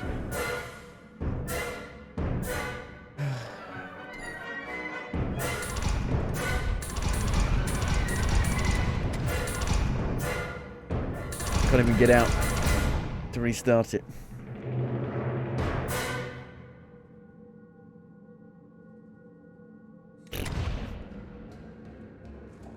Not even the right way. The wrong way.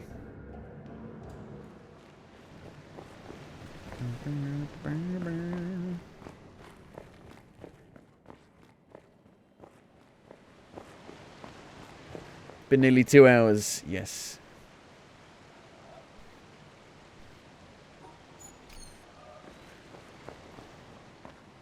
I'd fight Melania, whatever her name is, in Elden Ring. I have 3 times. I'd do it again over this any day.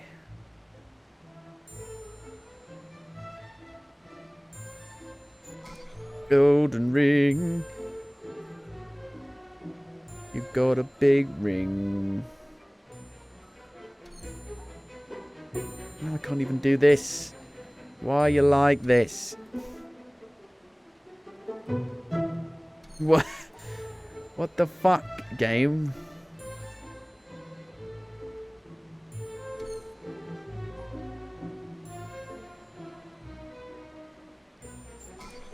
Jesus.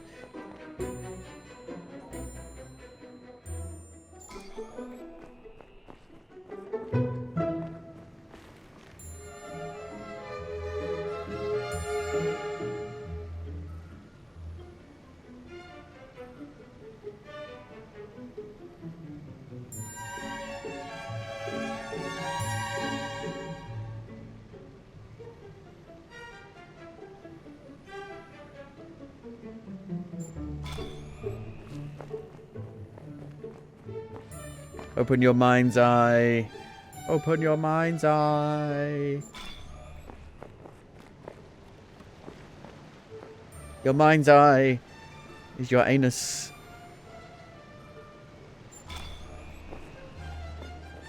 Let the sun in. Let the sun where it doesn't shine. Let it shine. Let it shine. Let it shine. You're having a laugh. Why'd you do this to me?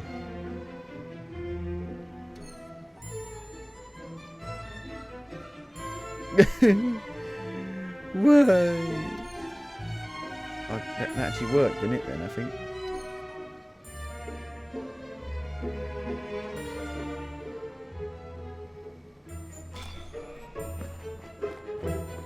Ooh. Bum bum bum bum bum bum bum bum bum. This one.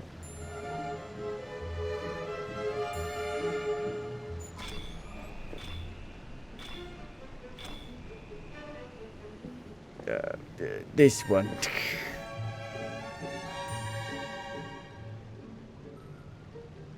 No.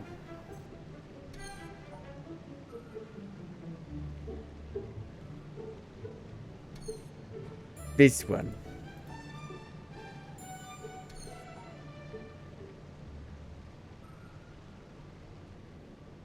No, this one. Fucking hell.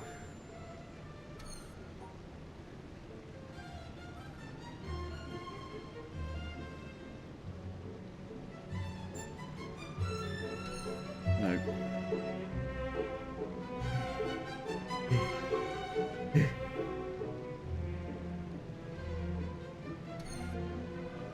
Fuck, Jesus. Cock-a-doodle-doo!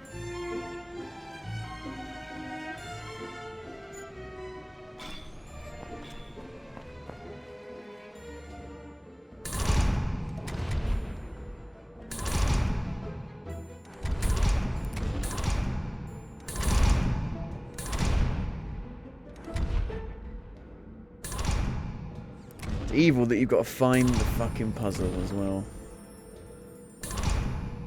Evil.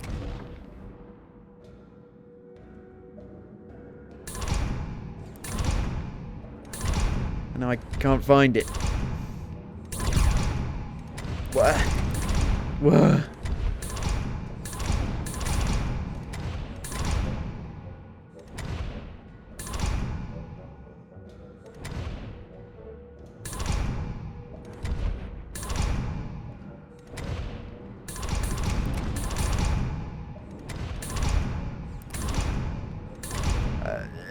The game needs to be third person.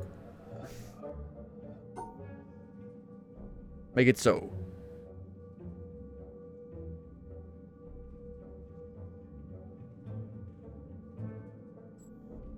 It's not right.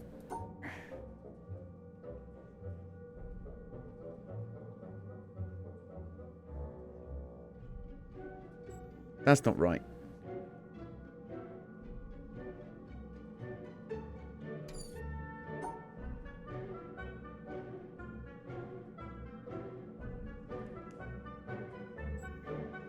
Is that right? Yes. Oh.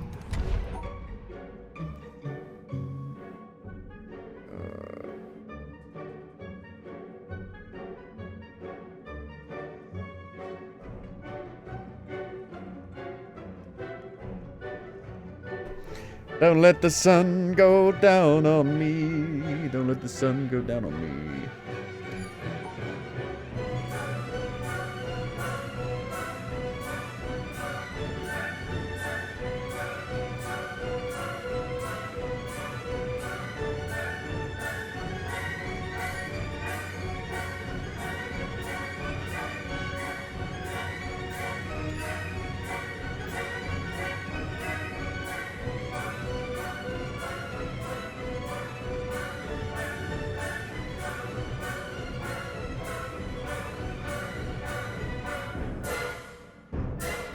No! Fucking...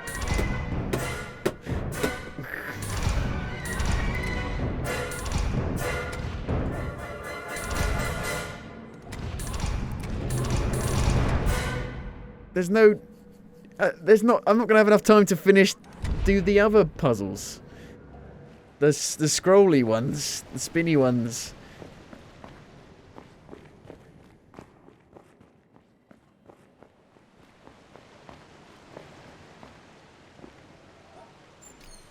Bah humbug. I'm on a good pace. He's on pace to break the record.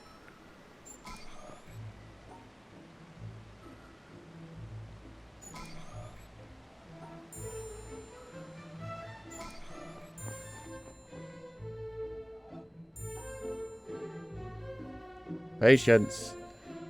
Young piss one. Young pissy one.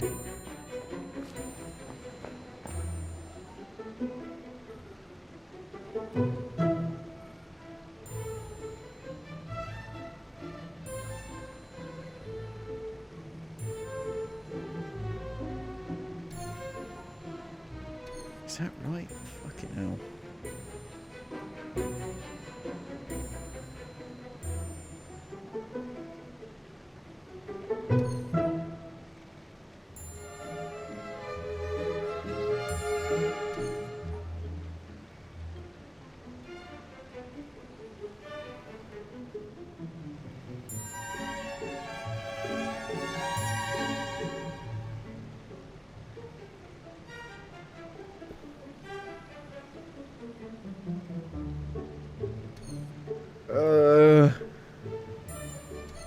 Fuck it.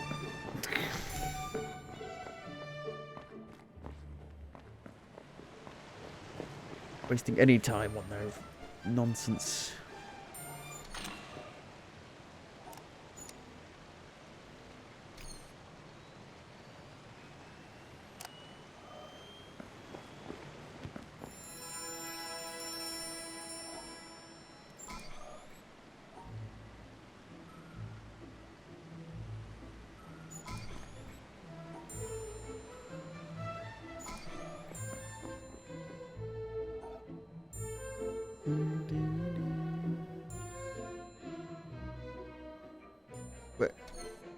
What? What?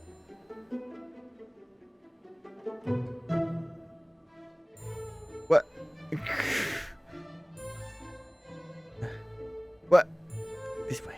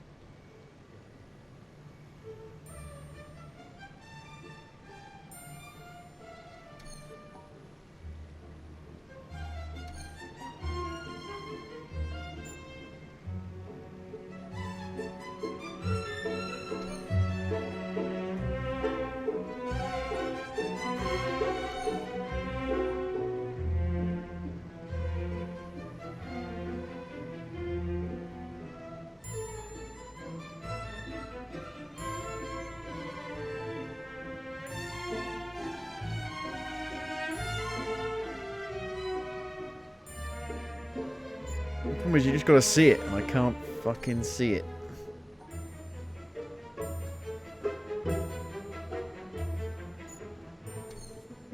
Is that right?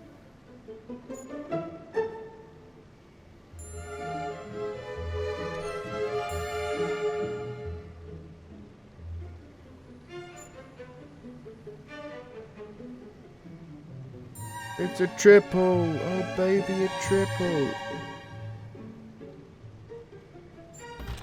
No, bollocks. Fucking fuck.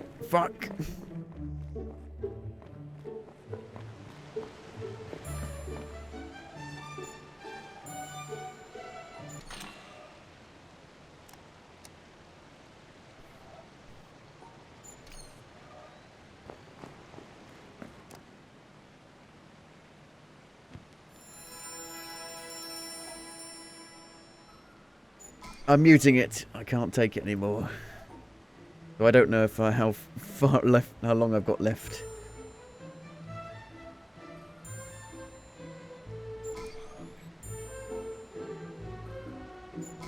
Well, I'm muting it for myself. I'm not muting it for you. So you can hear it, but I can't.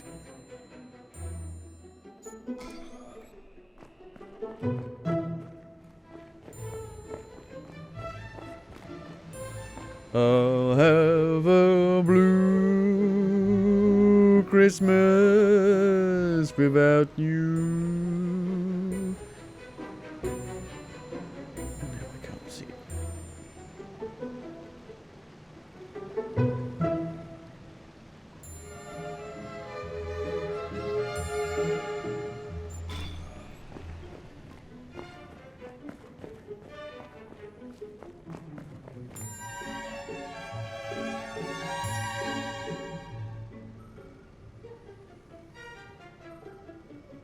No.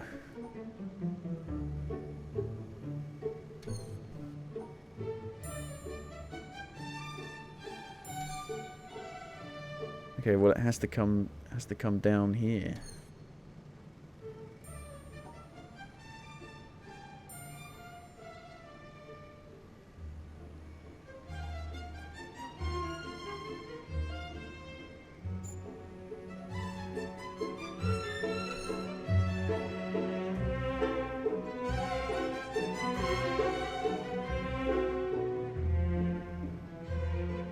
Oh, this is a nightmare.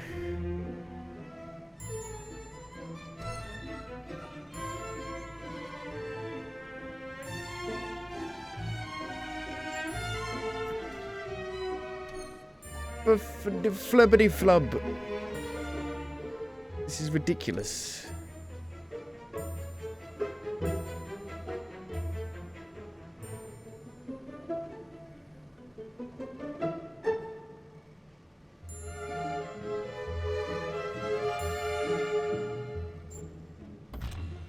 Ugh.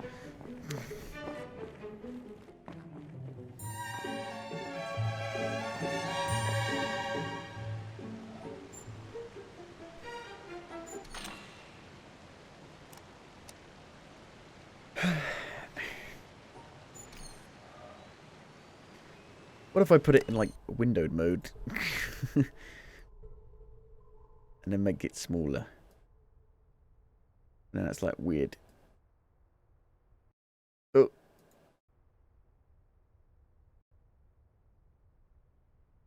By the way, if you pause, the challenge ends. That's stupid.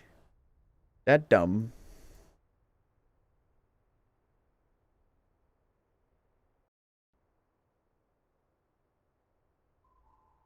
I've made it smaller.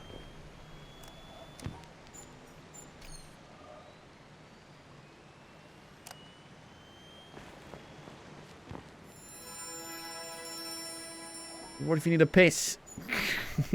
Or a shit? Fuck it. We'll do it live.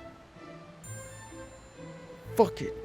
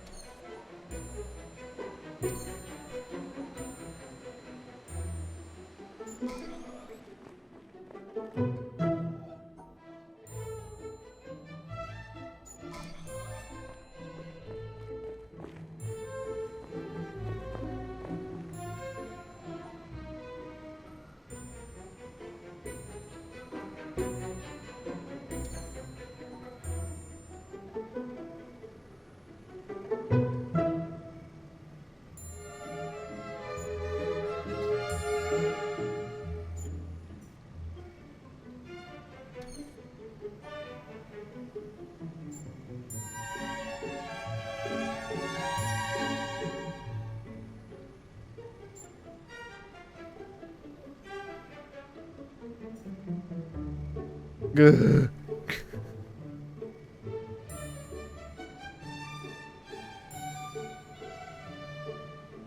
This is a nightmare.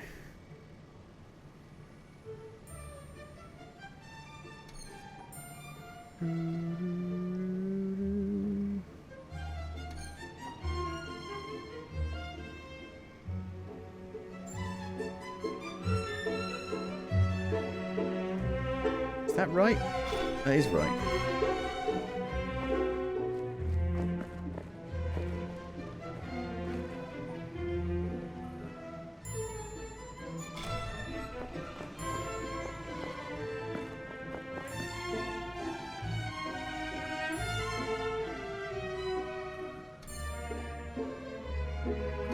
But so it has to end there.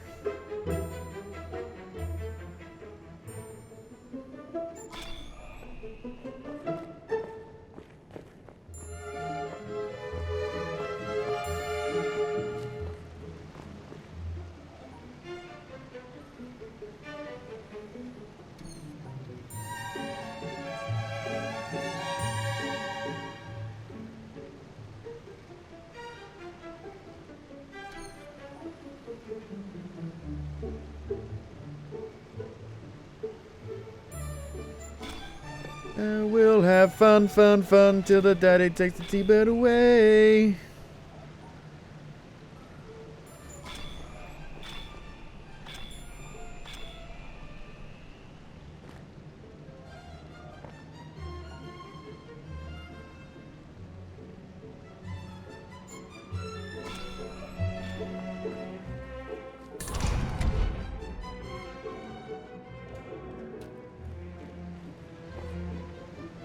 I don't know how that relates this way. No.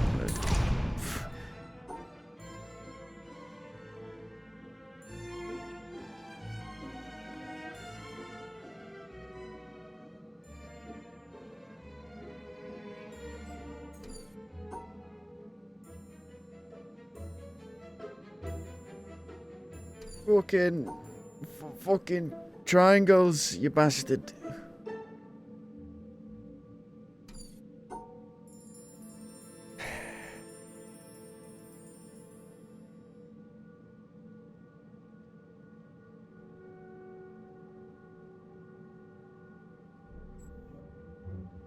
Is that right? Yes. Where's the next one?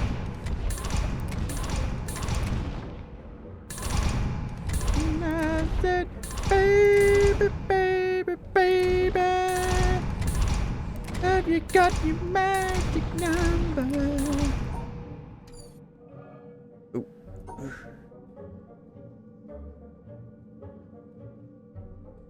Is that right? No!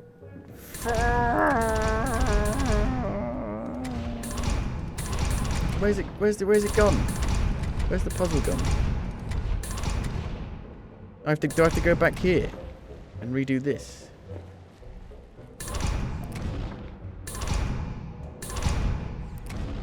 That's bullshit. That's ridiculous.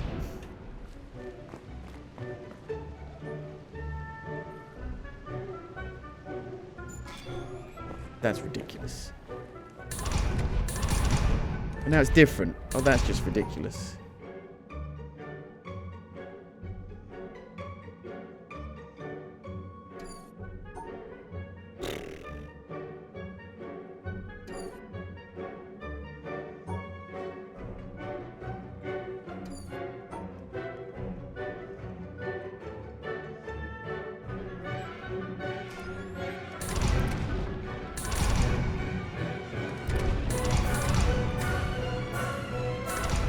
Not in the same place now. That's just absurd.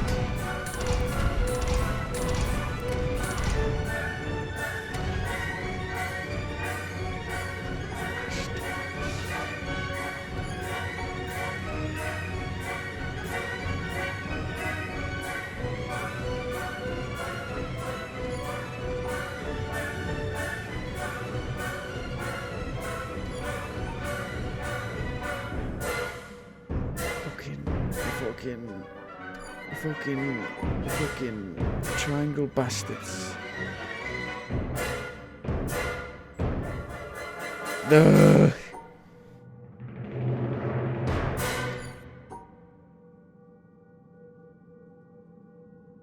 No.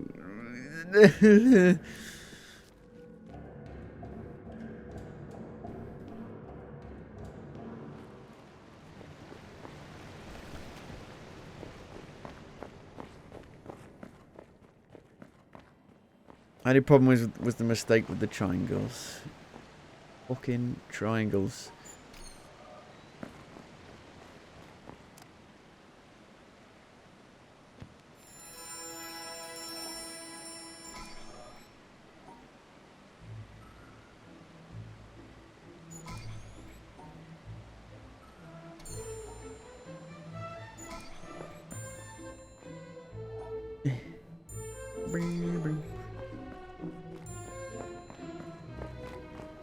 Gotta go Sonic.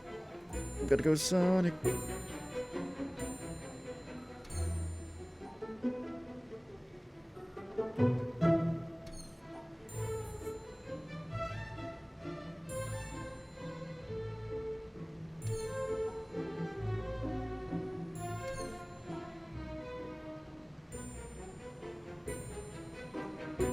Fuck.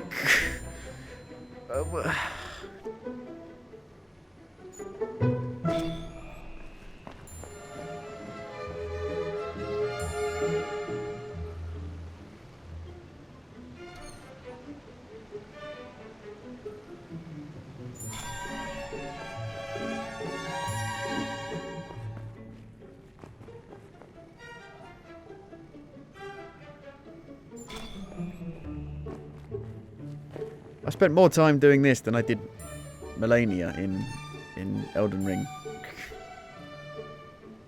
The hardest boss. My ass.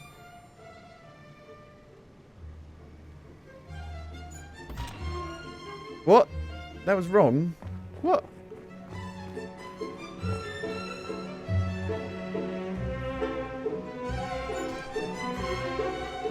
Oh, good.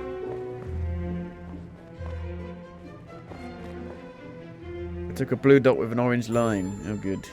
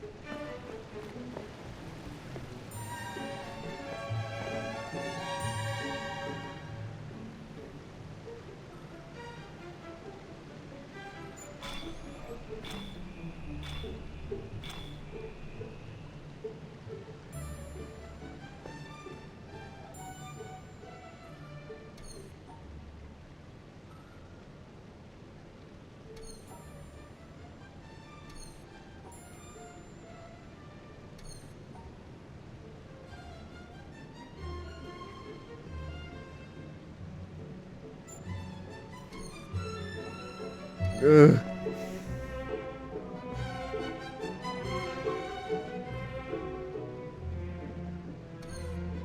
This has to be the one.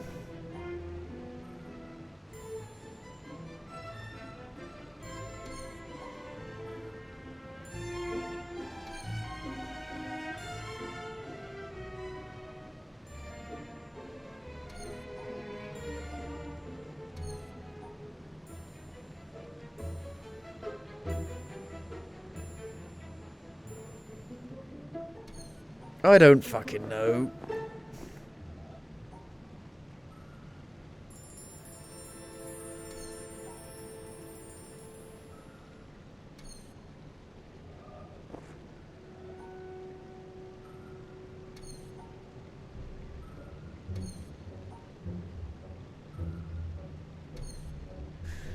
Uh,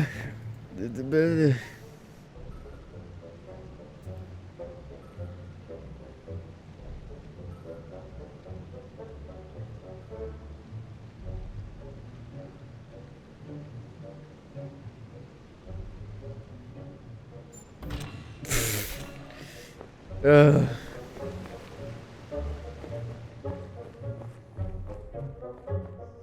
Ugh.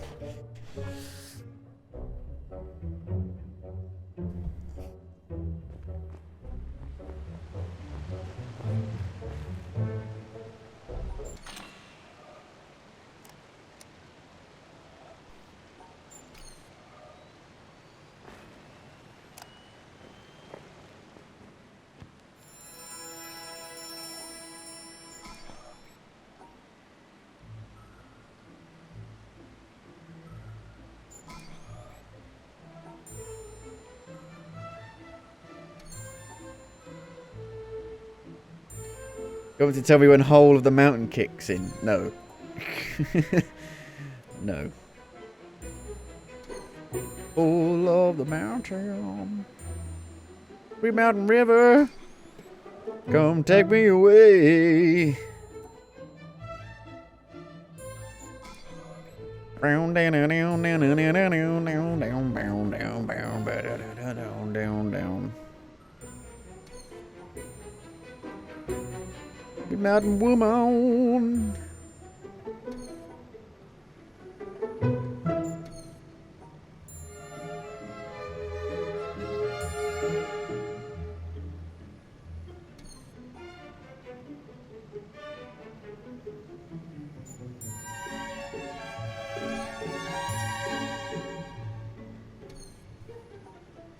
Fuck's sake.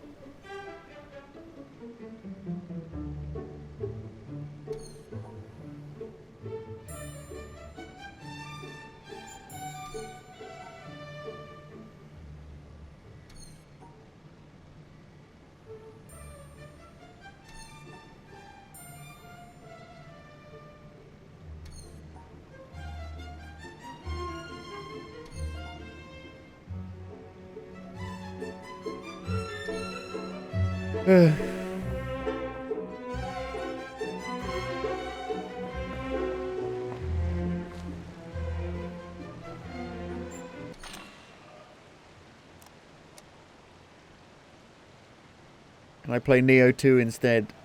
An easier game. An easier game.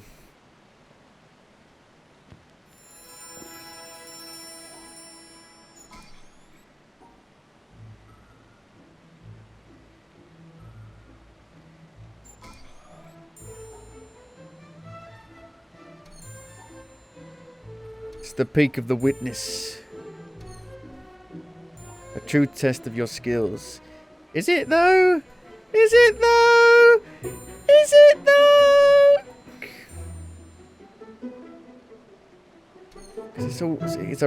It's random puzzles every time. So it doesn't really feel like a test of skill. Feels like a test of hopefully you get a puzzle that you can complete.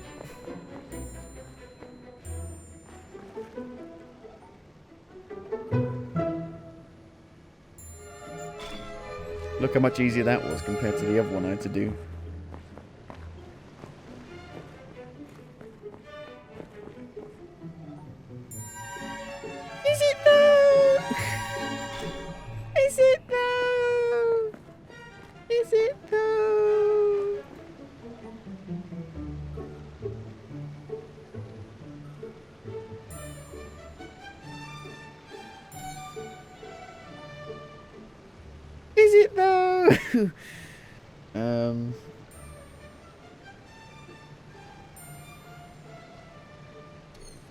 Is it now?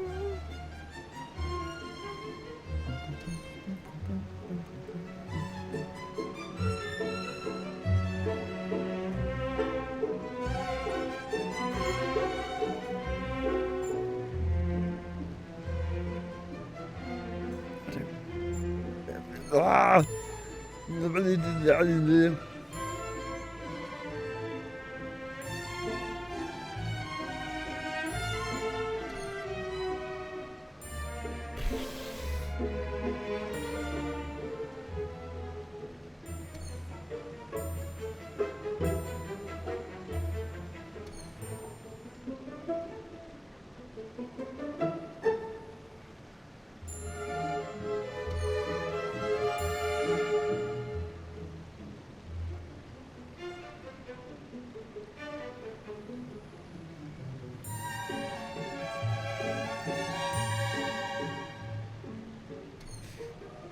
Ugh.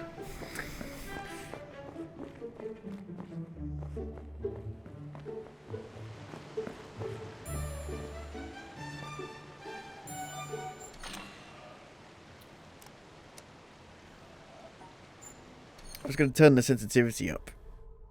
You can't. You can't in game. Doesn't let you. There is no sensitivity option in game.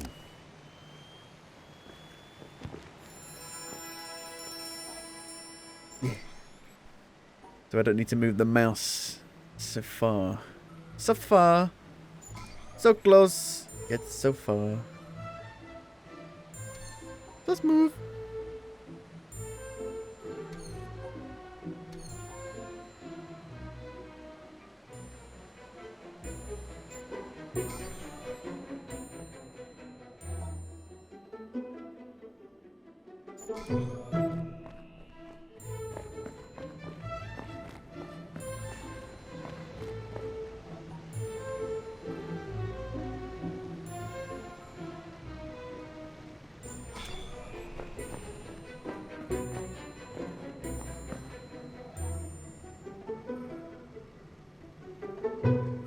So sweet. So nice. Feels right.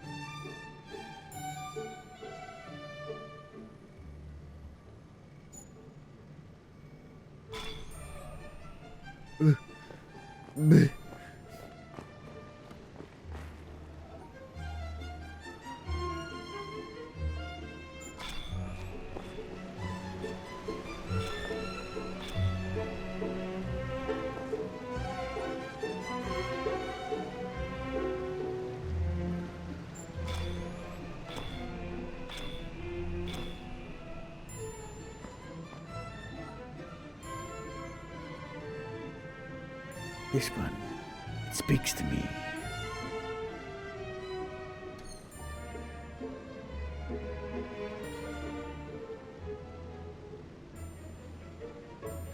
Fuck. Maybe not that one.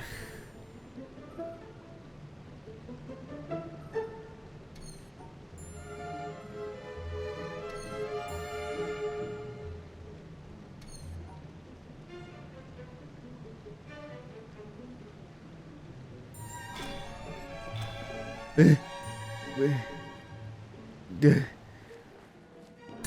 No.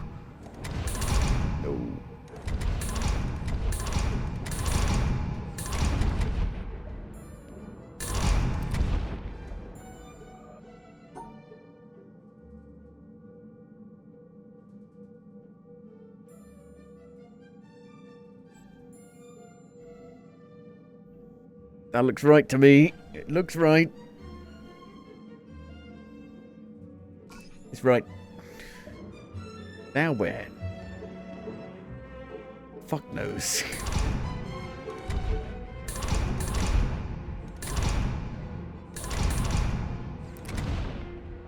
360 spin.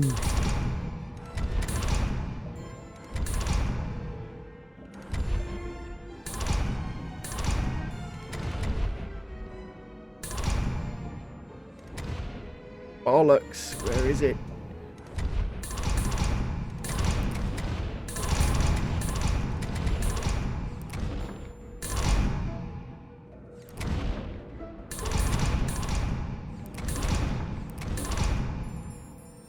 Oh no.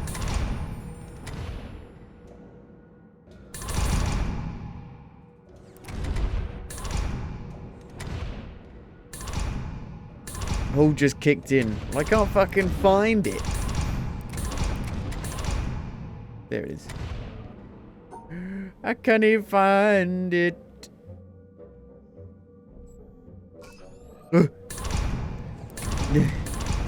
Where's the fucking... No. Other one. No. No. No. No. No. No.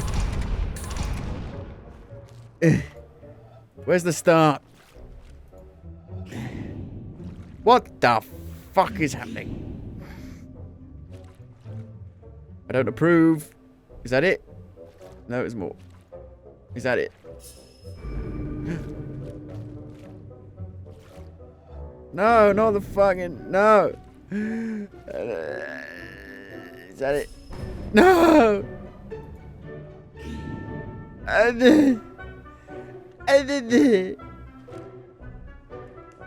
I can't do segregation.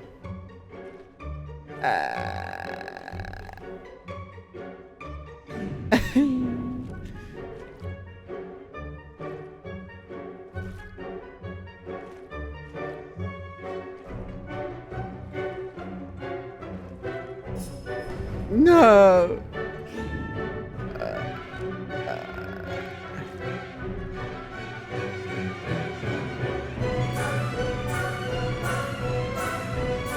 I'm a bad racist. I'm not a good racist.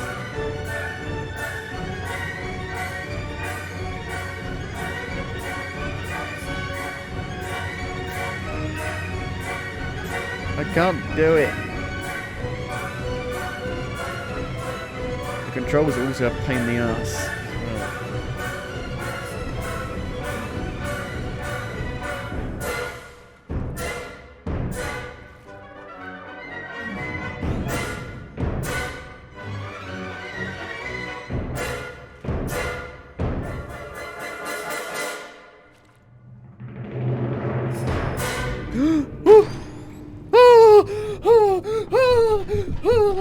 I did it! Yay! Woo!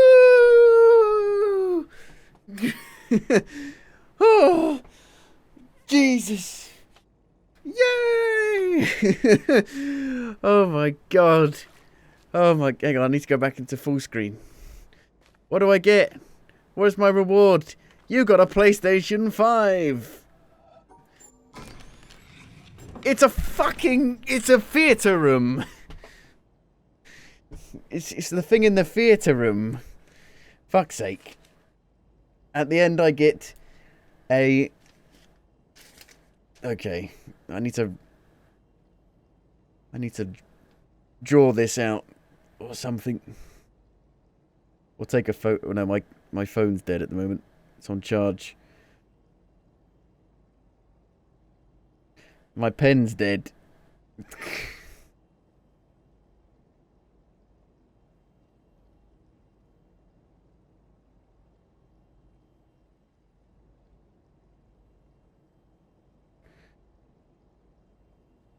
That's gonna be in my head now forever. It'll never leave my brain. Jesus. Okay. How do I take a... Do you want to see the best speed run? We'll do the theatre thing first. How do I take a screenshot with... Is it F12? F11? There you go. Take a screenshot as well. Just...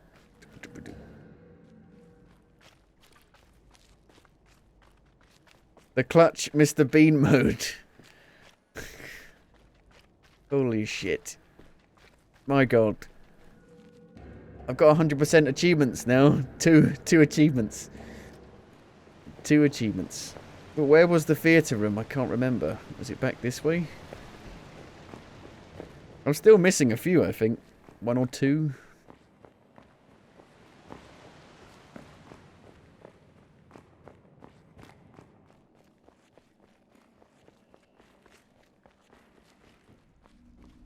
You legit thought it was over. Is that the theatre room? I thought it was over. Thought it was over. That's why I turned the music off for me, so I didn't panic as much.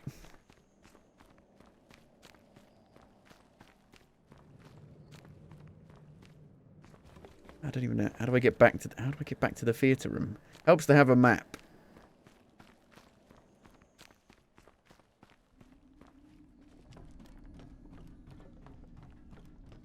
I think we go down there. Down, down, down, down, down. It's way too short, the speed run. See, look, I'm missing... So we got another one now, but then I'm still missing like 2 of them.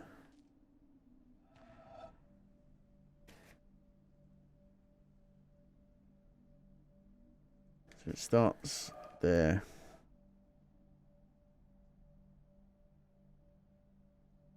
Okay. I think this is right.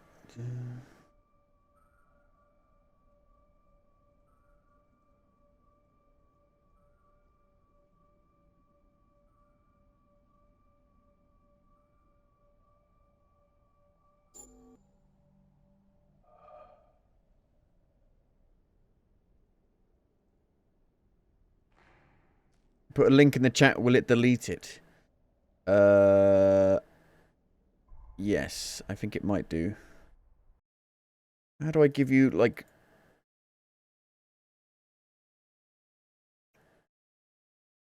I don't know how I, like, give you... Permit user. Is that right? Ta-da!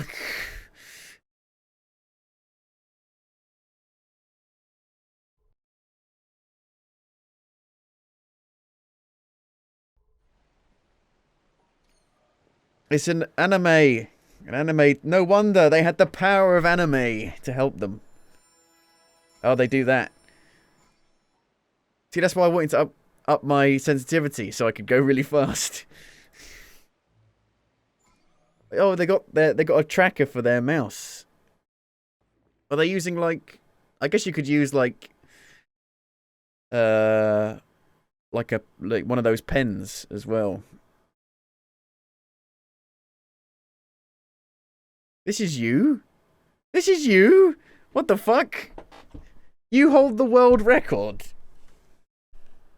You, right now, in chat, for this. Holy shit. What the fuck?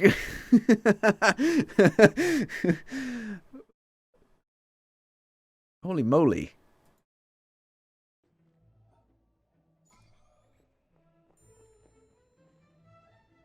You could probably use like one of those pens, you know, Apple pens, whatever you call them. The pens that people use to draw on tablets.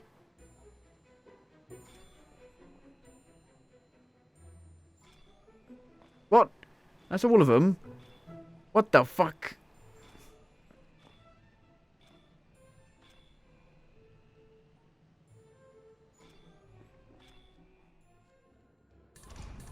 No, I don't think it is a pen, but I think a pen could work quite well.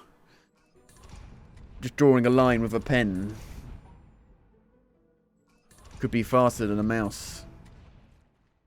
What the fuck? I give up.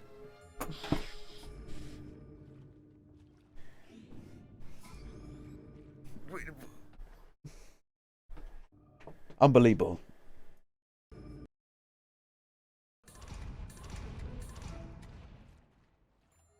Such RNG. Well, there must be a little bit of RNG in it to get a good run.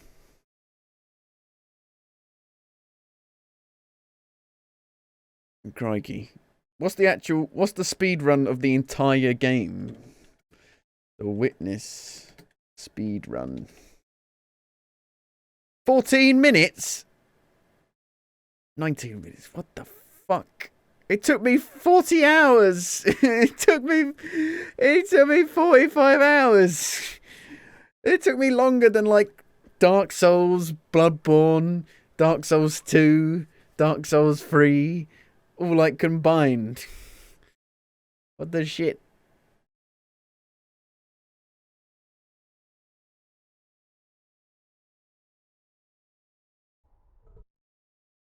Dude, the flicks.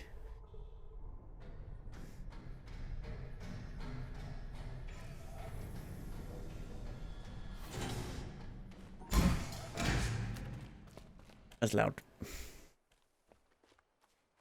Back right, back left, front left, gate open.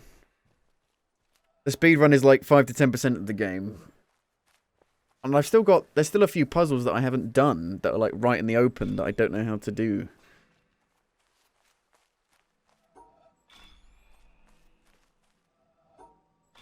Razor. Hellraiser.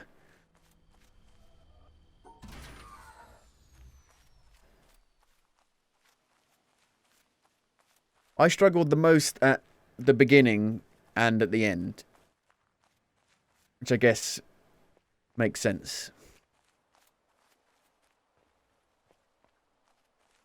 Oh, crikey. How many lasers do you need to actually open the mountain?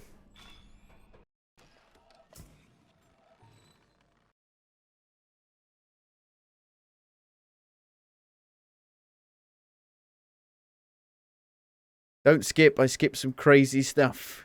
Go back. 7. You need 7 lasers to open the mountain.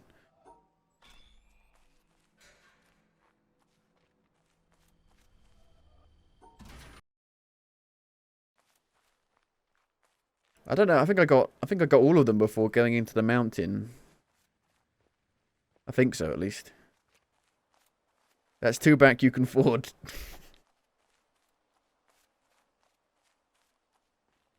$25 1, $25 2, $25 3, $25 4, $25 5. Yeah, I guess you can do all this stuff anytime you want, but you've got no idea how to do it when you first come up to it.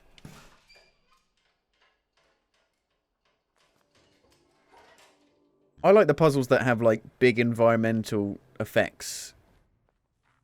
Like they open up a big thing in the world. Things move about. Mechanical stuff.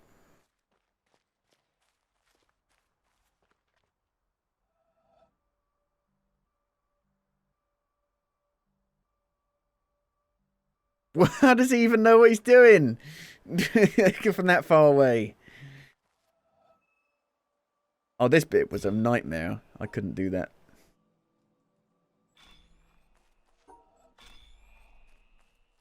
Well, I guess they're all the same, aren't they? These aren't randomized. So if you know them off by heart...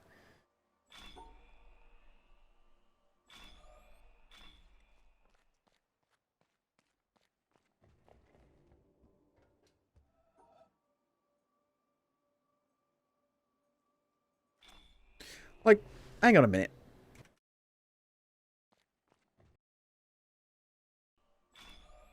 This puzzle literally took me about an hour.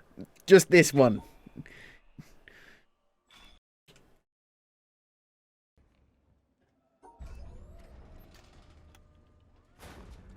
Tutorial 1, Tutorial 2, Tutorial 3. These aren't tutorials. The real witness starts here.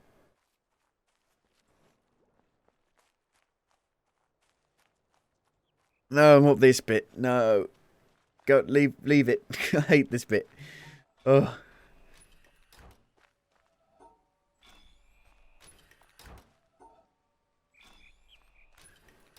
You don't think this is the hardest puzzle game, but definitely an interesting one.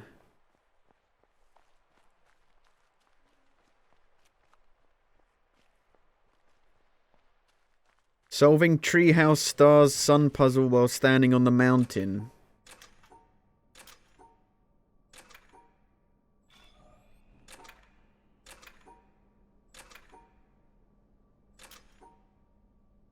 What is the hardest puzzle game then?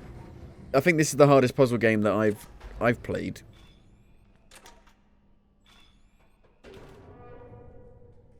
I like this bit, how it opens it up. We don't get to see it though, it's a speed run. Minesweeper is the ultimate puzzle game.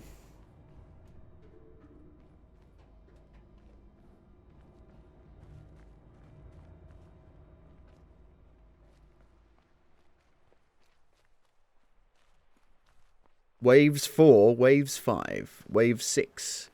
Wonkavator. Oh yeah, that's what I called it as well.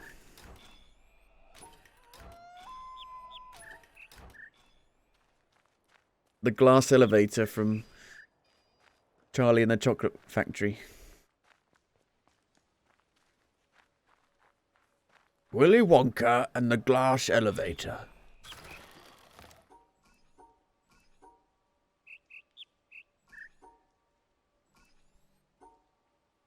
Baba is you melts my brain.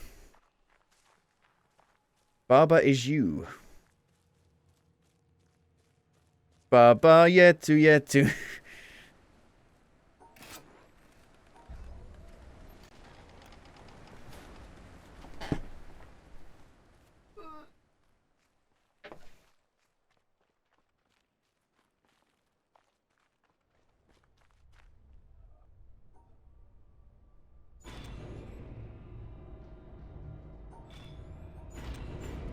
Play it. Oh dear.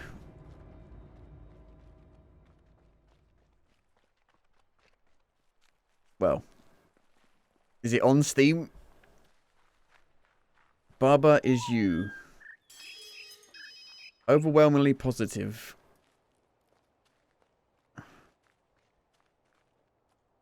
Undertale.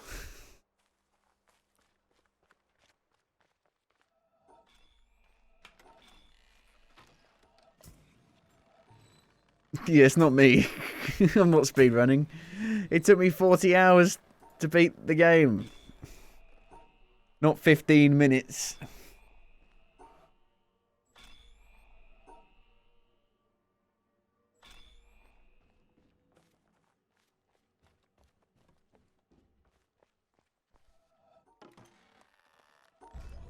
His FOV is quite small as well.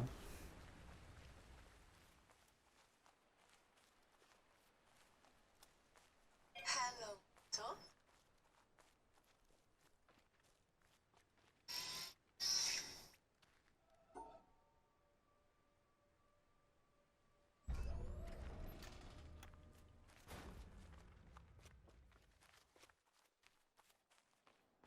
I like the maze, the castle maze. I like ones where you have to like move about in the world to complete stuff. Not necessarily look at a panel.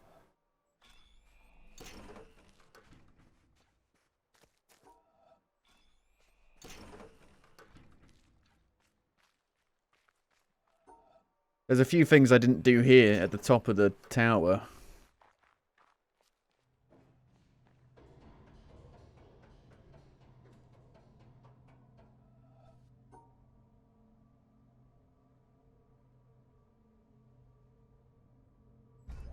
Swamp laser. Yeah, I think I struggled with the Tetris place the most.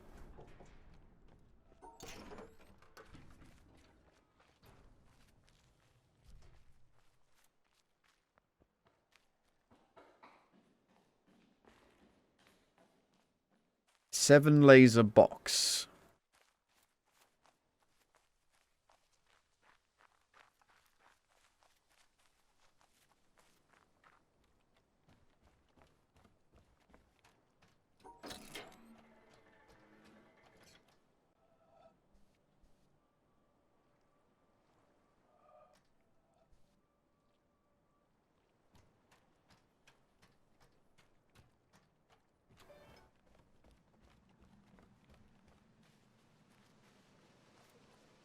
I didn't even open that shortcut.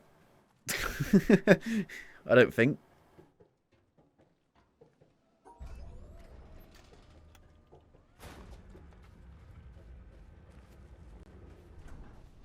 How come the panels are activated, though? In the first place, in order to be able to interact with them.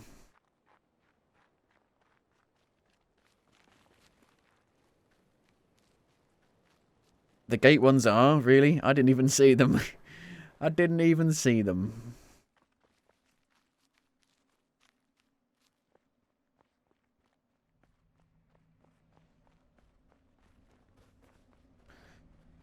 I'm definitely not a speedrunning person. Well, I've never speedrunned a game before.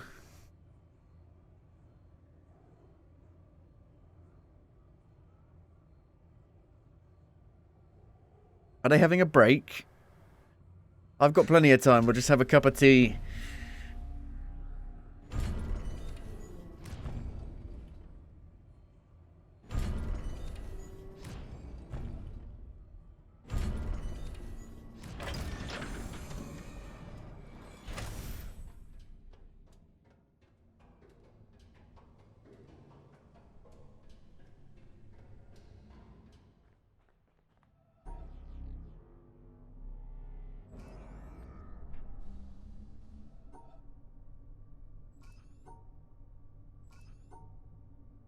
So I had to look up a few puzzles in here. It was the ones with the colour shifting.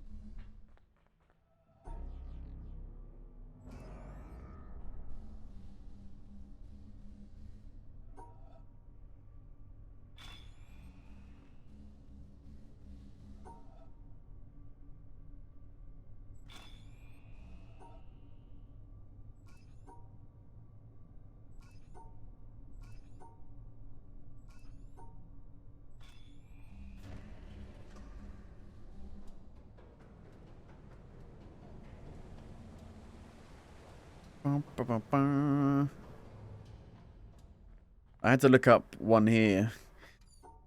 It was just messing with my mind and my eyes.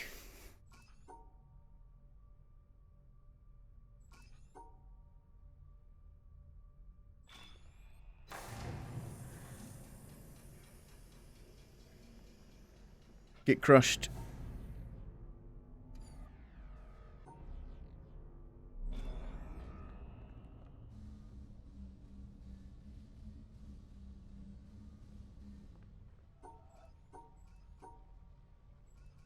I had to look up one here as well.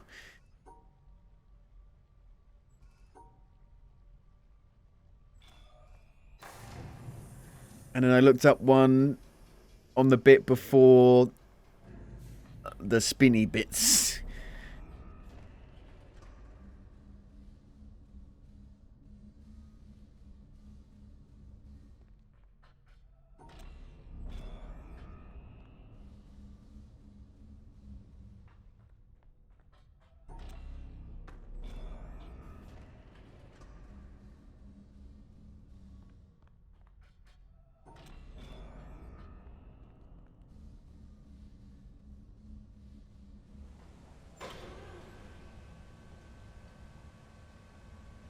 They've released Portal with ray tracing now. You could play that.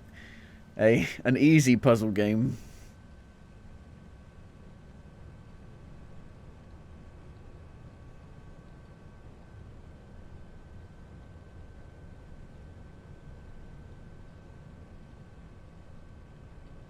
But I don't have a ray tracing card.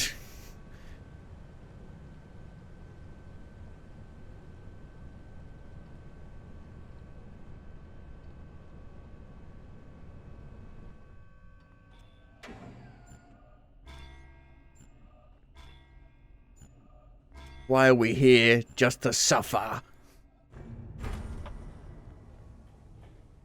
Suffer like she did. Oh yeah, these bits were random as well, weren't they?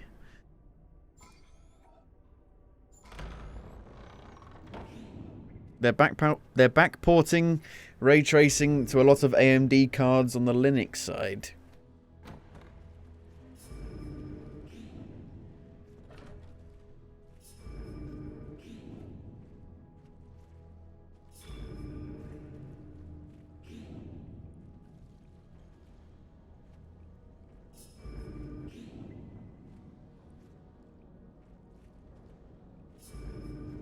Close door, activate elevator, launch elevator.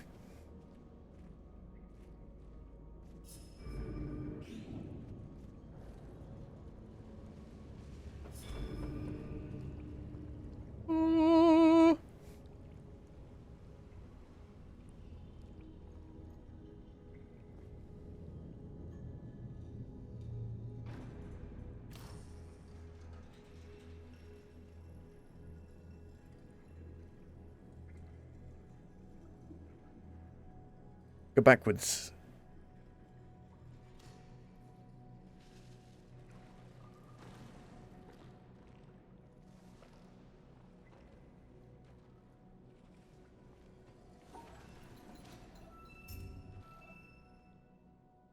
My work here is complete.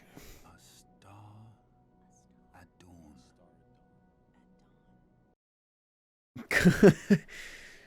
dawn. Well then. Time to watch the theatre. How do I even watch it? Do I just go in? How do I start it? I don't even know how I start it. I misplaced the code. I did it wrong, did I? I know now I can't even do this.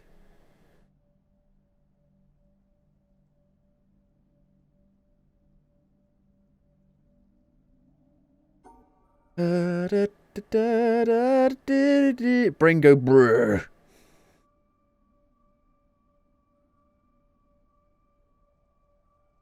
Is that not right? That's not right. Fuck me. How do I bring up the goddamn screenshots? I don't know. View screenshots. Go into full screen. Please. How do I make it full screen? I have no idea. I'm pretty sure I can just go into the folder.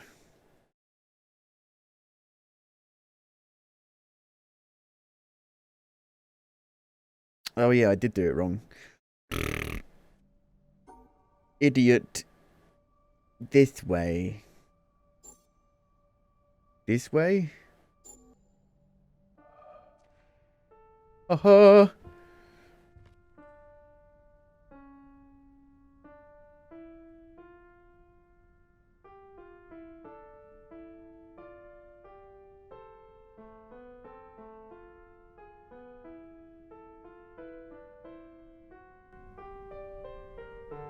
How many of you here have personally witnessed a total eclipse of the sun?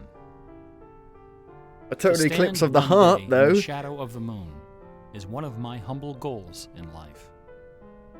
The closest I ever came was over 30 years ago. On February 26, 1979, a solar eclipse passed directly over the city of Portland. I bought my bus tickets and found a place to stay, but in the end, I couldn't get the time off work.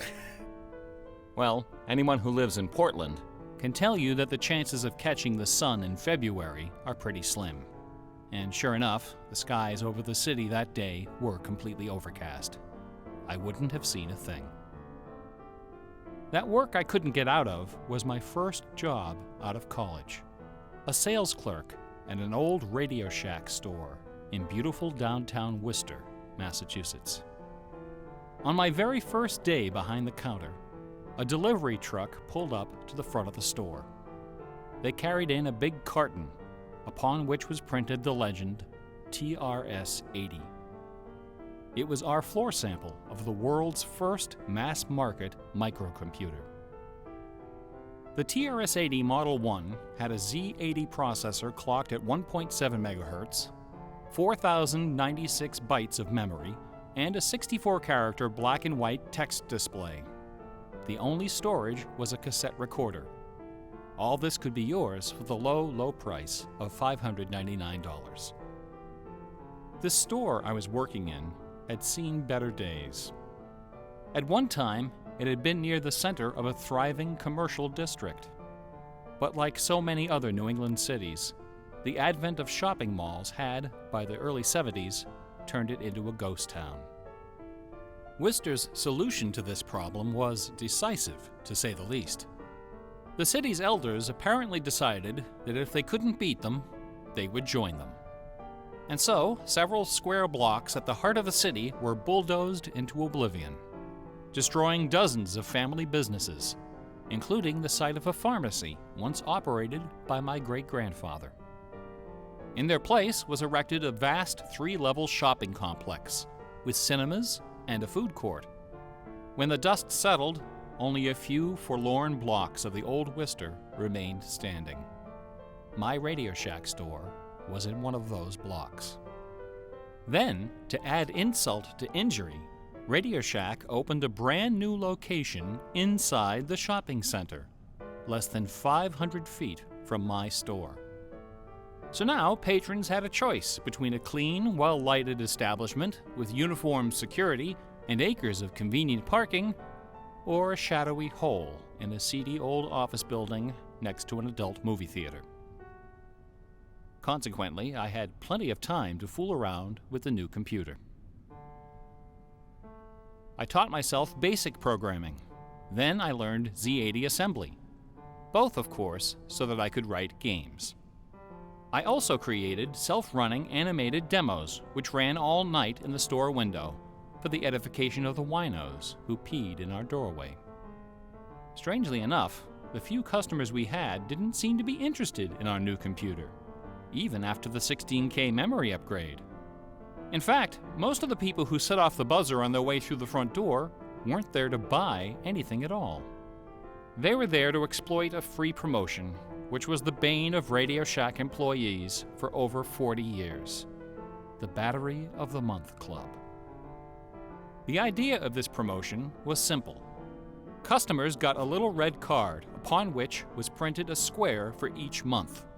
12 times a year, the lucky sales clerk got to punch out a square and give the customer one brand new AAA, AA, C, D, or 9-volt battery. Of course, customers weren't allowed to choose just any grade of battery. At the time of my employment, Radio Shack offered 3 different levels of battery excellence. First were the alkalines, powerful, long-lasting, and expensive, hanging behind the counter like prescription medication in gold-embossed blister packs. These were most certainly not available through the Battery of the Month Club. Next were the high-end lead batteries, sturdy, dependable batteries, moderately priced, and prominently displayed near the front of the store. These were also not available through the Battery of the Month Club. Finally, at the bottom of the barrel were the standard lead batteries. These were literally piled in barrels, cunningly located way at the back of the store, in a dark corner near the TV antennas. Remember TV antennas? Customers who came in looking for their free Battery of the Month had to walk the entire length of the premises, past the CB radios and stereo headphones and remote-controlled racing cars. Nothing would stop them. On the first day of every month, like clockwork, those customers came in waving their little red cards. I would look up from my programming and wave them to the back of the store. It didn't matter that the batteries were only worth 29 cents. It didn't matter that most of them were already half dead. They came, they grabbed. And as far as I can remember, not one of them ever paid for a damned thing. I was such a crappy salesman. I was young and foolish. I thought my education in game design was happening at the keyboard. I almost missed the lesson coming through the front door. Fortunately, I wasn't the only person fooling around with games on micros. All over the country, people like me were experimenting. Scott Adams was coding what would soon become the world's first commercial adventure game. Leisure Suit Remember Larry! adventure games? My future employer, Infocom, was being founded, along with other legendary companies like Online Systems, Sirius, Personal Software, and SSI. Those were exciting times. Teenagers were making fortunes. Games were cheap and easy to build. The slate was clean. But in 1979, the biggest news in gaming had nothing to do with computers. On the morning of the autumn equinox, September 20th, a new children's picture book appeared in the stores of Great Britain. This picture book was rather peculiar. It consisted of 15 meticulously detailed color paintings, illustrating a slight, whimsical tale about a rabbit delivering a jewel to the moon. On the back jacket of the book was a color photograph of a real jewel, shaped like a running rabbit, 5 inches long, fashioned of 18-karat gold, suspended with ornaments and bells, together with a sun and moon of blue quartz. According to the blurb underneath, this very jewel had been buried somewhere in England. Clues pointing to its location were concealed in the text and in the pictures of the book. The treasure would belong to whoever found it first. The book was called Masquerade. It was created by an eccentric little man with divergent eyes and a talent for mischief named Kit Williams. Within days, the first printing was sold out, and the empire that never sleeps found itself in the grip of rabbit fever. Excited readers attacked the paintings with rulers, compasses, and protractors. Magazine articles and TV specials dissected the clues, floated theories, and followed with keen delight the reckless exploits of the fanatics. One obscure park, unfortunately known by the nickname Rabbit Hill, was so riddled with holes excavated by misguided treasure seekers that the authorities had to erect signs assuring the public that no gold rabbits were to be found there. Some hunters ended up seeking psychological counseling for their obsession. The craze leapt over the Atlantic Ocean and invaded America, France, Italy, and Germany. It sold over 1 million copies in a few months, a record unrivaled by any children's title until the advent of Harry Potter. Over 150,000 copies were sold in foreign translations, including 80,000 copies in Japanese, despite the fact that the puzzle was only solvable in English. It didn't matter that the Masquerade jewel was only worth a few $1,000s. Many seekers spent far more than that in their months of exploration and travel. It was the thrill of the chase, the possibility of being the one. Treasure hunts, secret messages, and hidden things seem to exert an irresistible appeal. They're fun to look for and to talk about, and this fact of human psychology has been exploited in computer games since the earliest days. It finds expression in the hidden surprises we call Easter eggs. Atari's Stephen Wright is credited with coining this term in the first issue of Electronic Games magazine. The first Easter egg in a commercial computer game appeared in an early Atari 2600 cartridge called, simply enough, Adventure. By a sequence of unlikely movements and obscure manipulations, players could discover a secret room where the words "Created by Warren Robinette" appeared in flashing letters. Over the decades, Easter eggs and their evil twin, cheat codes, have become an industry within an industry. Entire magazines and websites are now devoted to their carefully orchestrated discovery and dissemination. They're part of our toolkit, our basic vocabulary, the language of computer game design. Computer gamers may have been the first to refer to hidden surprises as Easter eggs, but we certainly weren't the first to use them. Painters, composers, and artists of every discipline have been hiding stuff in their works for centuries. The recent advent of VCRs and Laserdisc players with freeze-frame capability exposed decades of secret Disney erotica. Thomas Kincaid, the self-appointed painter of light, amuses himself by hiding the letter N in his works. A number beside his signature indicates how many N's are hidden in each painting. Picasso, Dali, Raphael, Poussin, and dozens of other painters concealed all kinds of stuff in their paintings. A favorite trick was hiding portraits of themselves, their families, friends, and fellow artists in crowd scenes.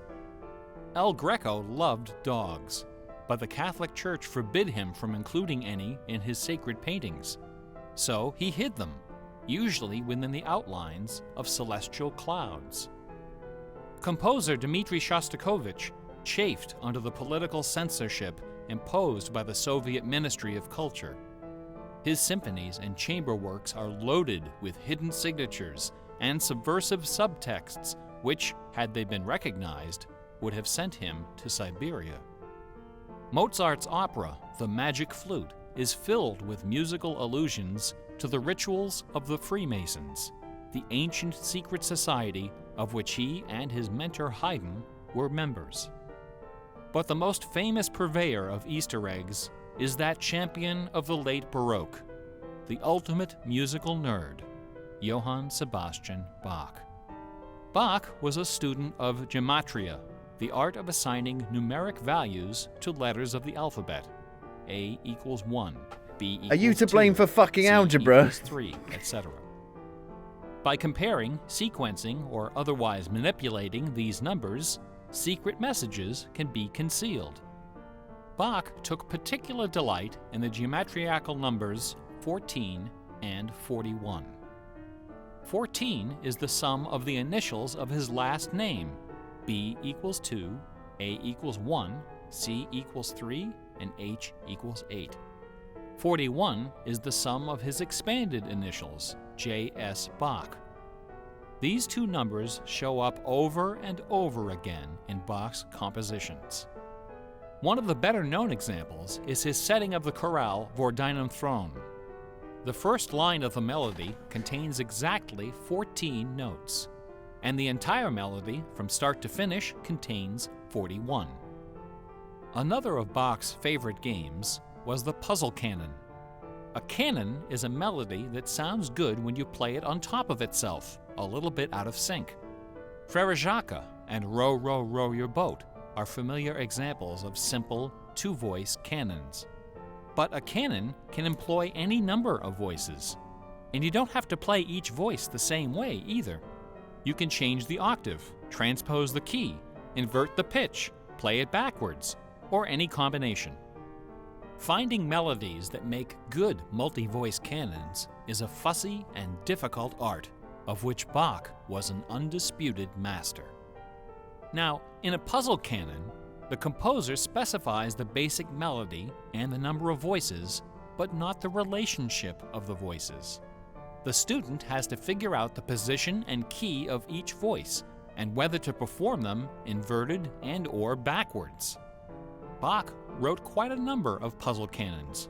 The most famous, BWV 1076, is part of a fascinating story. One of Bach's students was a fellow by the name of Lorenz Misler, founder of the Society of Musical Science. This elite, invitation-only institution devoted itself to the study of Pythagorean philosophy and the union of music and mathematics. Its distinguished membership reads like a who's who of German composers, including Handel, Telemann, and eventually Mozart. Applicants for membership in the society were required to submit an oil portrait of themselves, along with a specimen of original music. With nerdly efficiency, Society member number 14 decided to combine these admission requirements into a single work. He sat for a portrait with Elias Haussmann, official artist at the court of Dresden. This portrait, which now hangs in the gallery of the town hall in Leipzig, is the only indisputably authentic image of Bach in existence. The Haussmann portrait shows Bach dressed in a formal coat with exactly 14 buttons. In his hand is a sheet of music paper, upon which is written a puzzle canon for 6 simultaneous voices. In 1974, a manuscript was discovered which proved that this canon was the 13th in a series of exactly 14 canons based on the ground theme of the famous Goldberg variations. As if these musical gymnastics weren't enough, Bach liked to hide messages in his compositions by assigning notes to the letters. His initials, B-A-C-H, correspond to the pitch sequence B flat, A, C, and B natural in German letter notation. This theme makes its most memorable appearance in the last bars of his final composition, The Art of Fugue, published soon after his death in 1750. The word fugue comes from the Latin fuga, which means flight, as in running away. So the art of fugue is the art of flight, the art of taking a theme and running with it. Bach wrote hundreds of fugues, but none as sublime as this sequence of 14.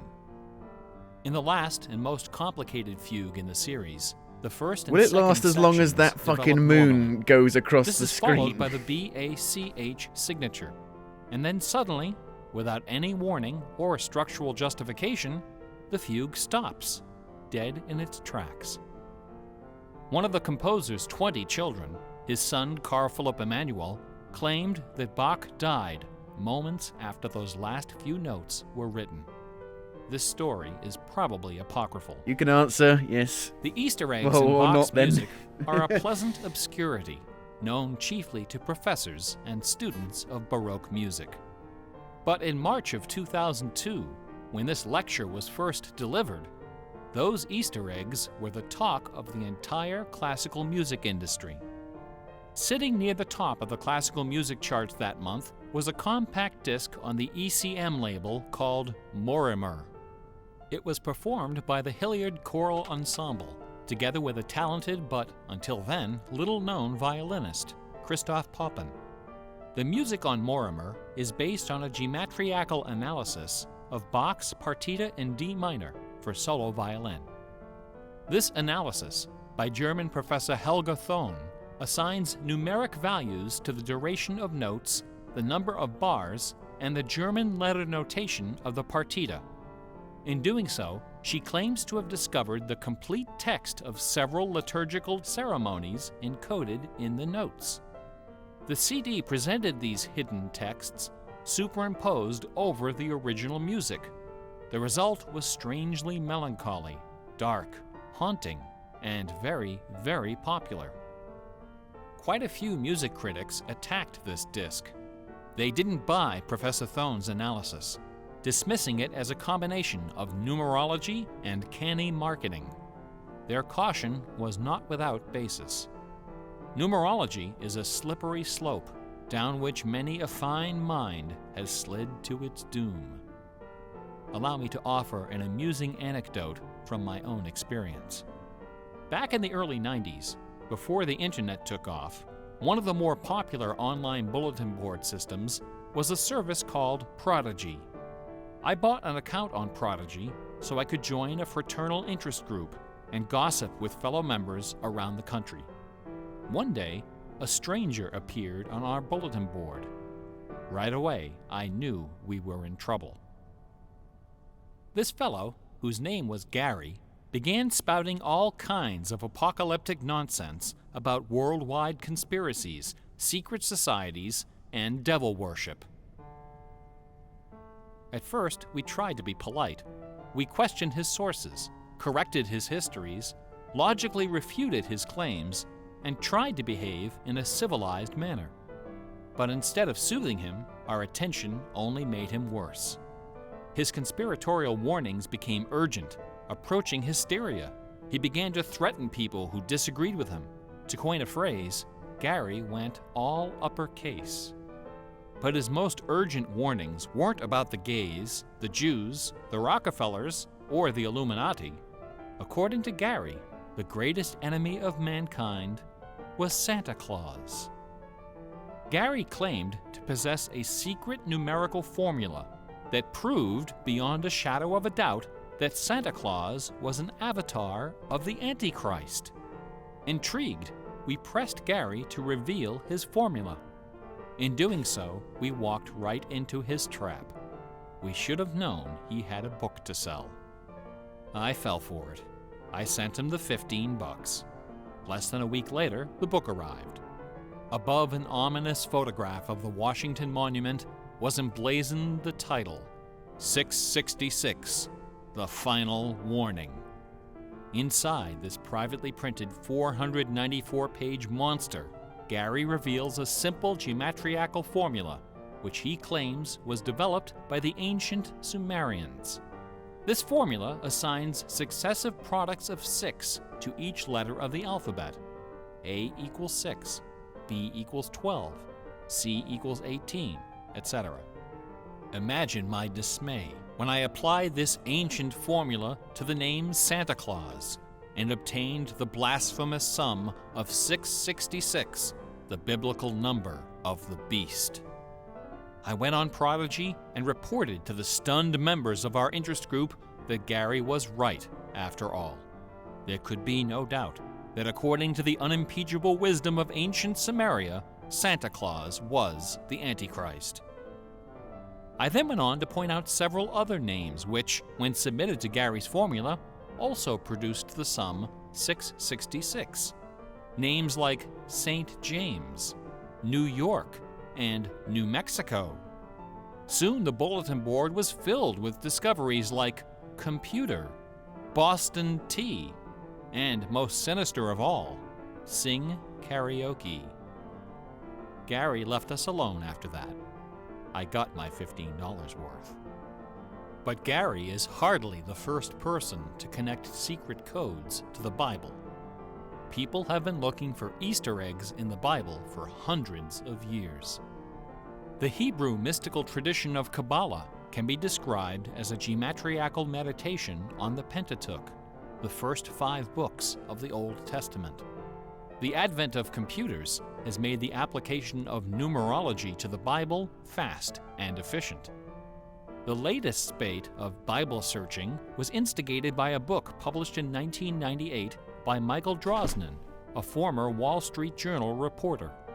His book, The Bible Code, applied a skip cipher in which every nth character in a text is combined to form a message.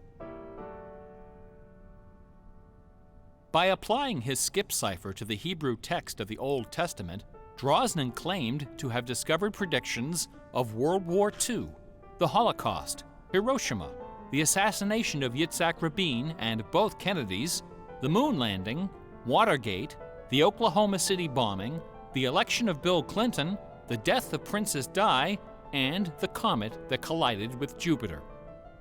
He also found predictions of a giant earthquake in LA, a meteor hitting the Earth, and nuclear Armageddon, all scheduled to occur before the end of the last decade. The Bible Code spent many weeks on the bestseller lists, spawning several sequels and dozens of imitators. The Bible has certainly attracted its share of crackpots, but for the real hardcore egg hunters, nothing can rival the ingenuity, the tenacious scholarship, the stubborn zeal of those who seek the answer to the ultimate literary puzzle, a poisonous conundrum that has squandered fortunes, destroyed careers, and driven healthy, intelligent scholars to the brink of madness and beyond. Who wrote Shakespeare?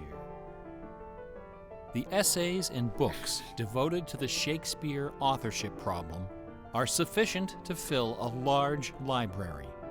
Several such libraries actually exist. Not even a day-long tutorial, much less an hour lecture, can begin to do justice to this complex, bizarre, and dangerously tantalizing story.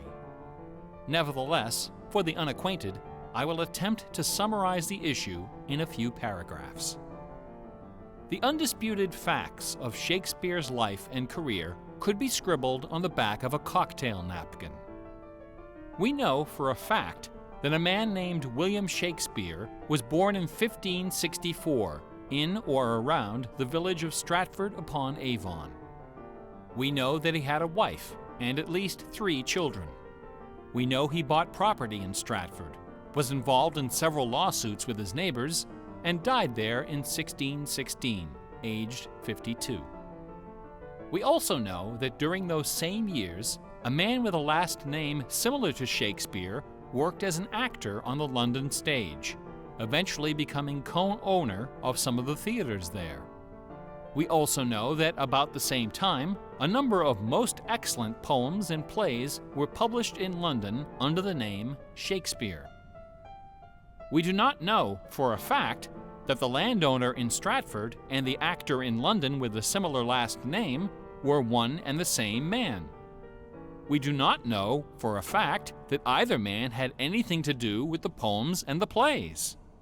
All we know is that those poems and plays have, in the 400 years since their composition, come to be regarded as a pinnacle of Western culture.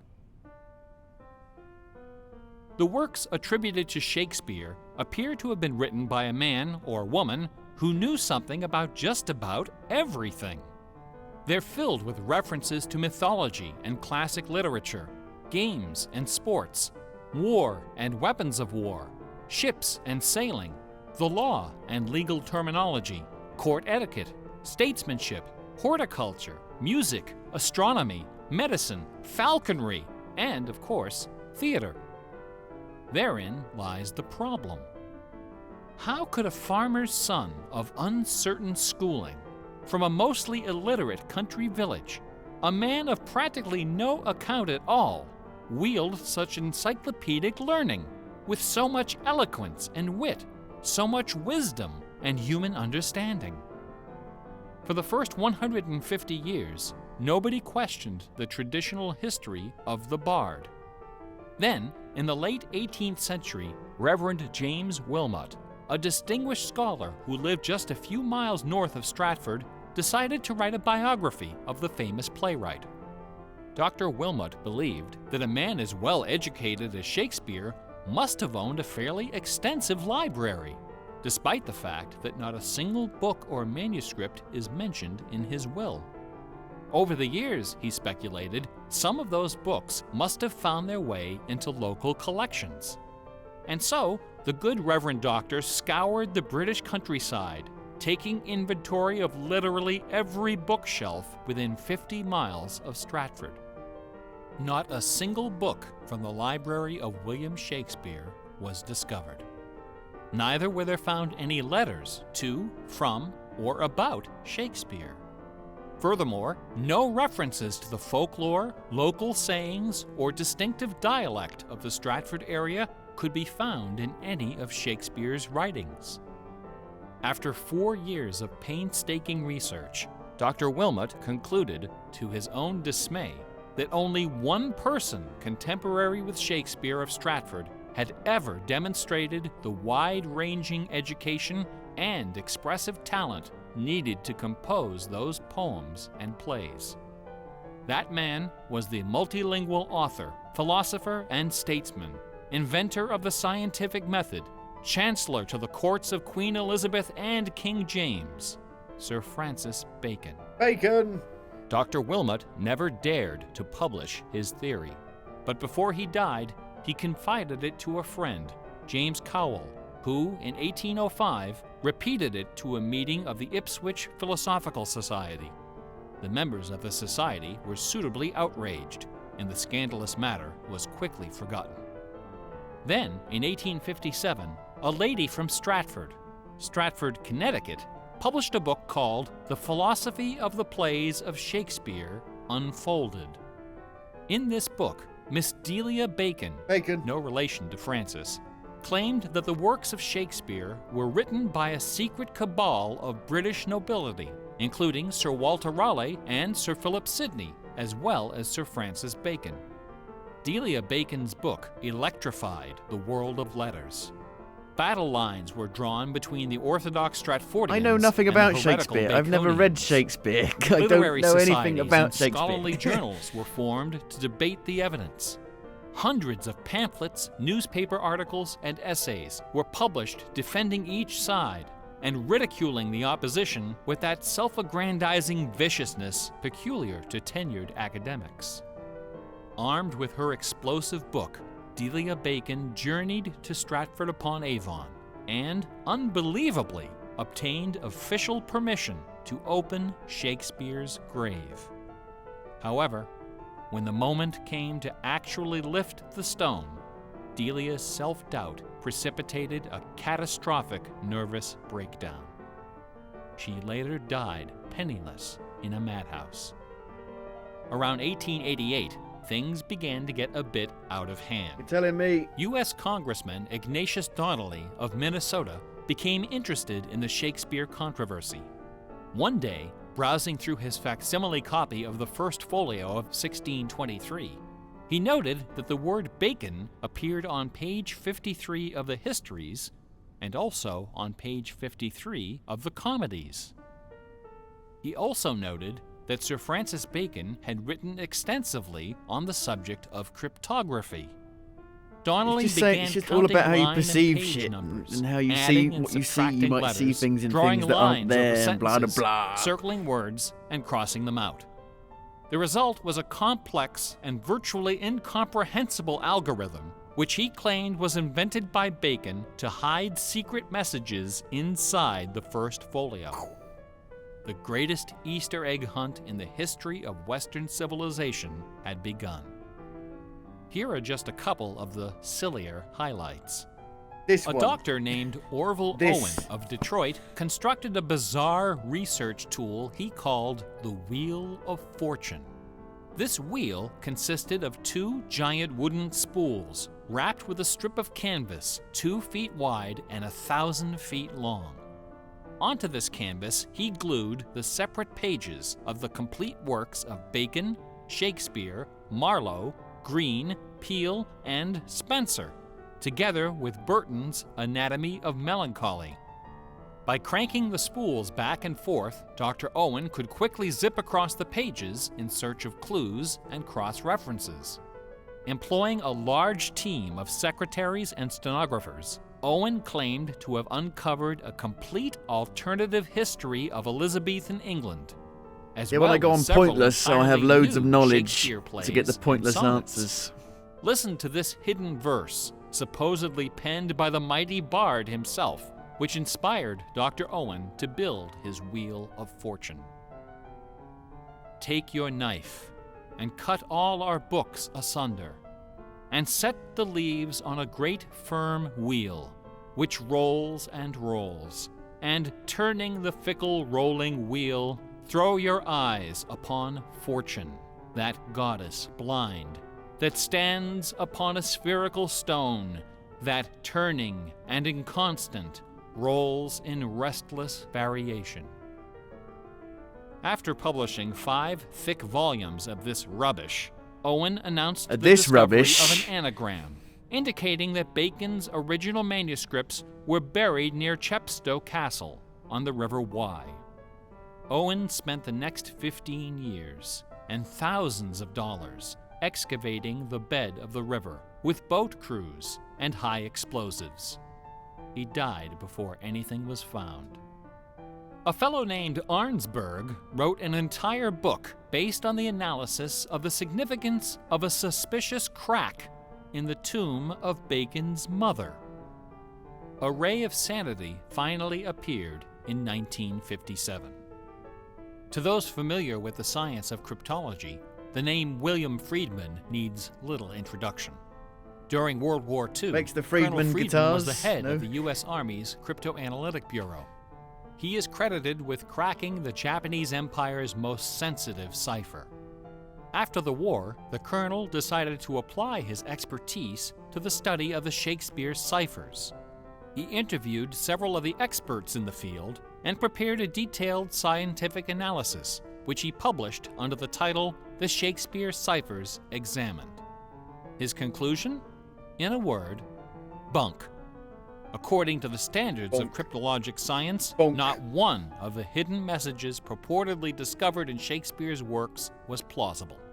The rules used to extract these messages from the texts were non-rigorous, wildly subjective, and unrepeatable by anyone except the original decipherer. The people involved were not being dishonest. They were channeling their preconceptions. They were trapped in a labyrinth of delusion, mining order from chaos. Anglers in a lake of darkness. Lear, Act 3, Scene 6. You would think that Friedman's cold and ruthless exposure would be enough to silence the heretics once and for all. Not a chance. The books and TV specials and websites and conferences and doctoral dissertations keep right on coming. I should point out that the Shakespeare authorship issue is not only the preoccupation of cranks and weirdos. A substantial number of respected authors and Shakespeareans have expressed serious doubts about the traditional origin of the plays.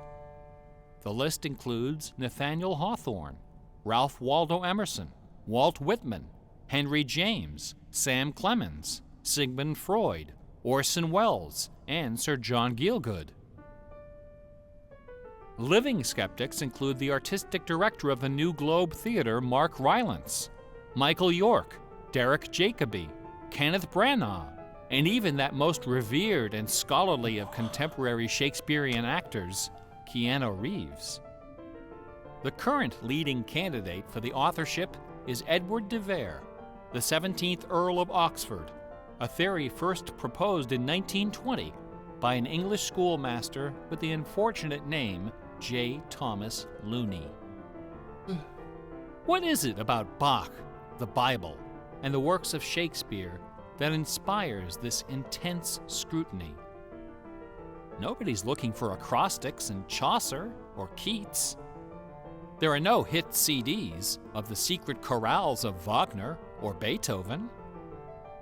For the answer, we need to recognize the unique roles which the Bible and Shakespeare have played in the development of Western culture. No other single work of literature has influenced modern English more than the translation of the Holy Bible published in 1611 under the auspices of King James I. The King James Bible exemplifies the meaning of the word classic. It has been called the noblest monument of English prose, the very greatest achievement of the English language. It has served as an inspiration for generations of poets, dramatists, musicians, politicians, and orators. Countless people have learned to read by repeating the phrases in this, the only book their family possessed. Our constitutions and our laws have been profoundly shaped by its cadences and imagery. But even the glory of the King James Bible, compiled by a committee of 46 editors over the course of a decade, pales before the dazzling legacy of the Swan of Avon. The lowest estimate of Shakespeare's working vocabulary is 15,000 words, more than 3 times that of the King James Bible, and twice the size of his nearest competitor, John Milton. His poems and plays were written without the aid of a dictionary or a thesaurus. They didn't exist yet. It was all in his head. When Shakespeare had a thought for which Elizabethan English had no word, he invented one. The Oxford English Dictionary lists hundreds of everyday words and phrases which made their first appearance in the pages of the Bard.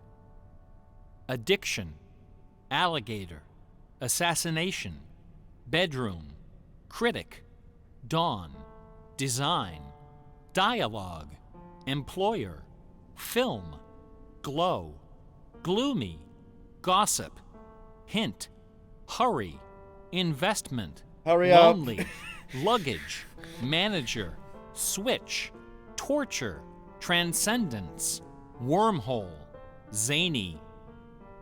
Hamlet Zany. alone contains nearly 40 of these neologisms. Who today would have this audacity, this giddy exuberance of invention? Only one other English author even approaches Shakespeare's facility for coining new words: Sir Francis Bacon. Bacon. In the modern era, the record holder is Charles Dodgson, better known as Lewis Carroll, who, interestingly, also happens to be the second most quoted author in English, after Shakespeare. Everyone has been profoundly molded by the influences of the King James Bible and Shakespeare. Like it or not, all of us peer at the world through the lenses of these great works. They are the primary source documents of modern English thought, the style guides of our minds. Contemplating these dazzling jewels of wisdom and eloquence gives rise to an extraordinary feeling, a potent, rare, and precious emotion with the potential to completely upset your life. An emotion powerful enough to make a man abandon his wife and children, forfeit career and reputation, lay down his possessions, and follow his heart without questioning. That sweet, sweet fusion of wonder and fear, irresistible attraction, and soul-numbing dread known as awe.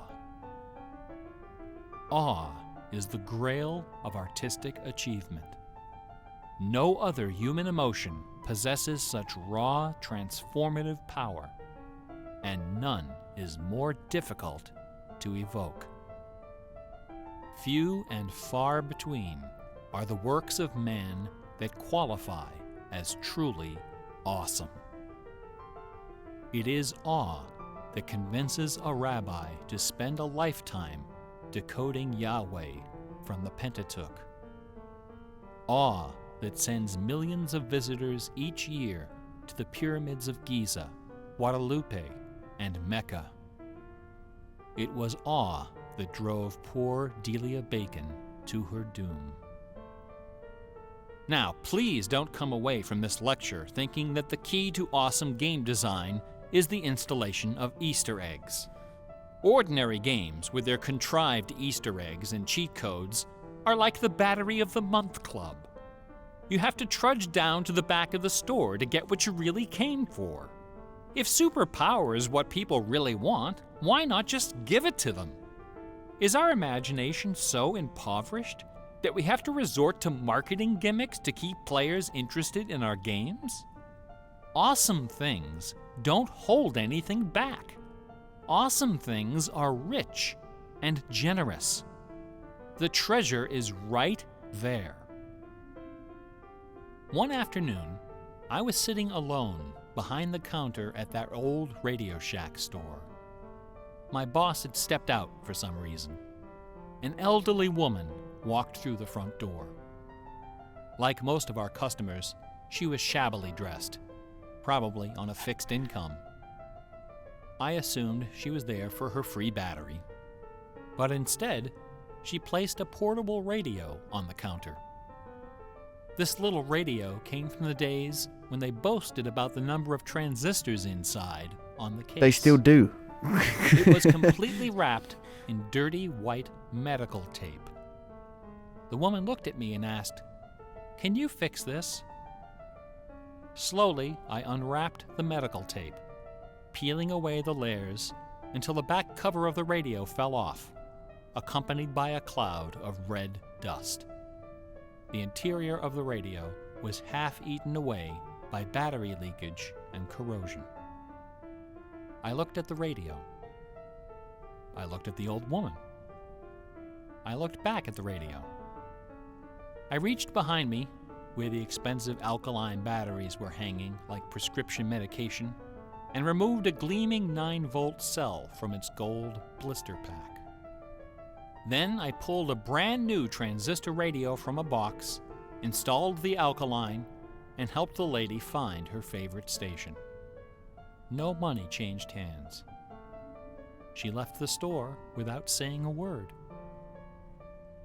Awesome things are kind of like that.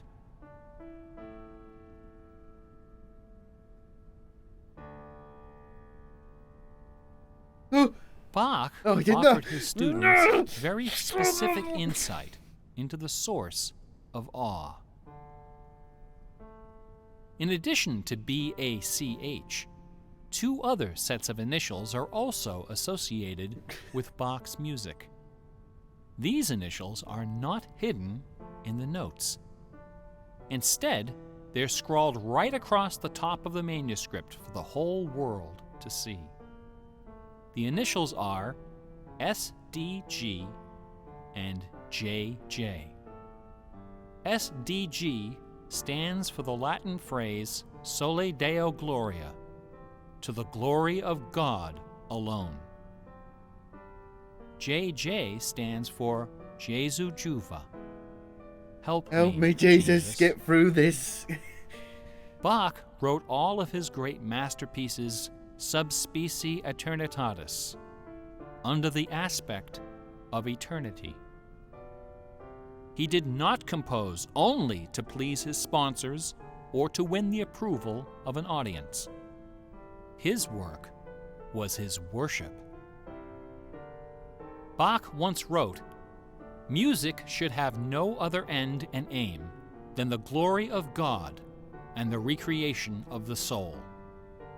Where this is not kept in mind, there is no true music, but only an infernal clamor and ranting." The name of the power that moves you is not important. What is important is that you are moved. Awe is the foundation of religion. No, it's not. No other motivation can free you from the limits of personal achievement. Nothing else can teach you the art of flight. Computer games are barely 40 years old. Only a few words in our basic vocabulary have been established. A whole dictionary is waiting to be coined. The slate is clean. Someday soon, perhaps even in our lifetime, a game design will appear that will flash Elden across Ring. our culture like lightning. It will be easy to recognize. It will be generous, giddy with exuberant inventiveness. Scholars will pick it apart for decades, perhaps centuries. Elden Ring. It will be something wonderful. Elden Ring. Something terrifying. Something awful. A few years ago, I was invited to speak at a conference in London.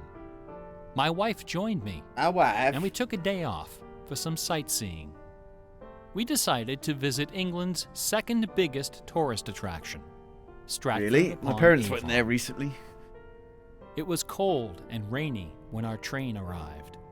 Luckily, most of the attractions are just a short walk from the station. We visited Shakespeare's birthplace, a charming old house along the main street, which attracts millions of pilgrims every year, despite the complete lack of any evidence that Shakespeare was born there or even lived anywhere near it. We went past the school where Shakespeare learned to read and write, although no documents exist to prove his attendance. We visited Anne Hathaway's cottage, the rustic country farm where his wife spent her childhood, although no record shows anyone by that name ever having lived there. Finally, we came to the one location undeniably associated with Shakespeare, Trinity Parish Church, on the banks of the River Avon, where a man by that name is buried. This beautiful church is approached by a long walkway between rows of ancient gravestones, shaded by tall trees. The entrance door is surprisingly tiny. No cameras are allowed inside. The interior is dark and quiet. Despite the presence of busloads of tourists, the atmosphere is hushed and respectful. A few people are seated in the pews, deep in prayer. An aisle leads up the center of the church. The left side of the altar is brightly illuminated. On the wall above is a famous bust of the bard, quill in hand, gazing serenely at the crowd of pilgrims. On the floor beneath, surrounded by bouquets of flowers, at the very spot where Delia Bacon lost her mind, the gravestone of William Shakespeare bears this dire warning. Good friend, for Jesus' sake, forbear to dig the dust enclosed here. Blessed be the man who spares these stones, and cursed be he that moves my bones. Every Dig 'em year, up. 3 million 'em up. pilgrims arrive from every Test the nation DNA. on earth to approach this stone and consider the likeness of a man whose body of work can only be described as awesome. He was smoking a lot of pot when he By did it. contrast, the right side of the altar is dark and featureless. Nobody of any consequence is buried there. The only point of interest is a wooden case of simple design, carved of dark oak. Inside the case, sealed beneath a thick sheet of glass, lies a large open book. A plaque on the case identifies this book as a first edition of the King James Bible, published in 1611, when Shakespeare was 46. Not many pilgrims visit this side of the altar. Fuck the Bible. Most of those that do simply glance at the book, read the plaque, and move along. A few, more observant, note that the Bible happens to be opened to a page in the Old Testament, the book of Psalms, chapter 46. No explanation is given for this particular choice of pages. For the initiated, none is necessary. If you are of inquisitive bent, Beg your pardon? if you are intrigued by English history and literature, if you value your peace of mind, cover your ears now. In the year 1900, a scholar noticed something about the King James translation of Psalm 46. Something terrifying, something wonderful. The 46th word from the beginning of Psalm 46 is shake. The 46th word from the end is spear. There are only two possibilities here.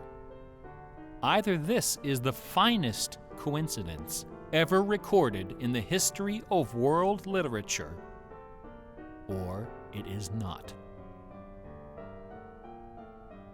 The Earth revolves around only one sun and has only one moon.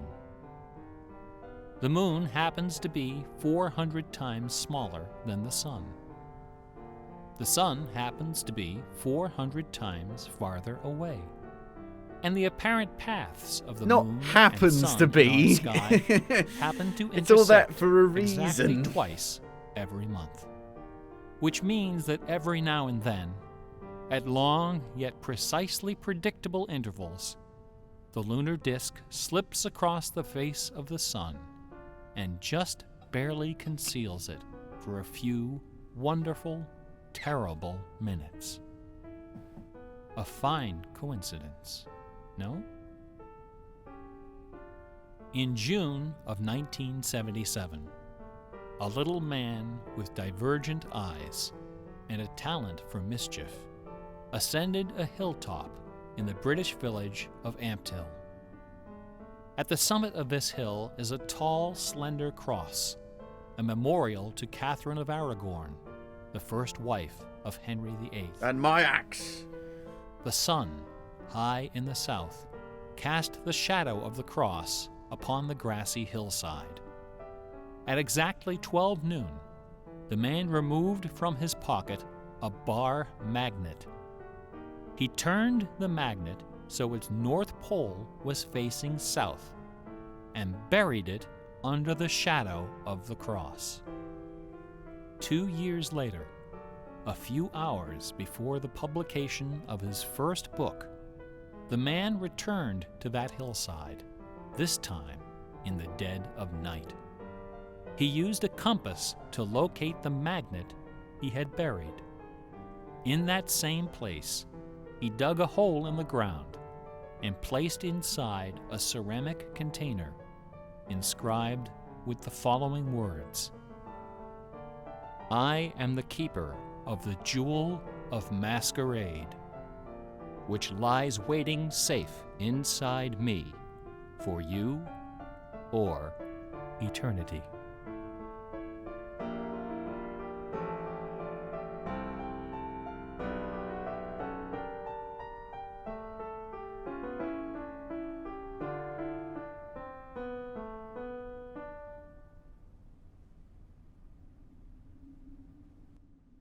Is it over?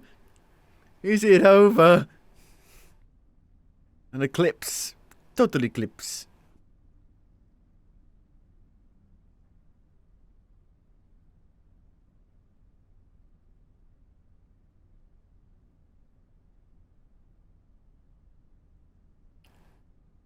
Fuck me. How long was that? Jesus. They're like 40 minutes.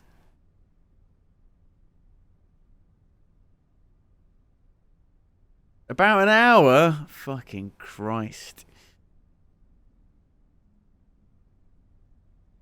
San Jose.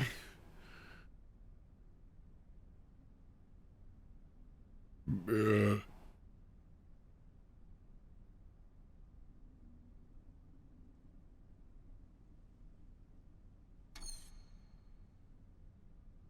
good. We did it. Still missing 2, though. Fuck my life. See, that's where the game loses me. These things. The game is far too up its own arse.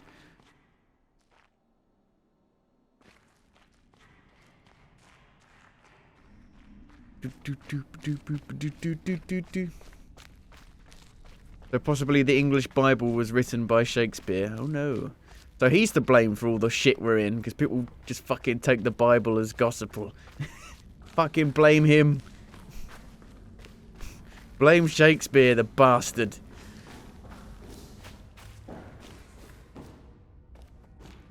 He's the one to blame for the state of the world. Well, the state of the Western world, I guess.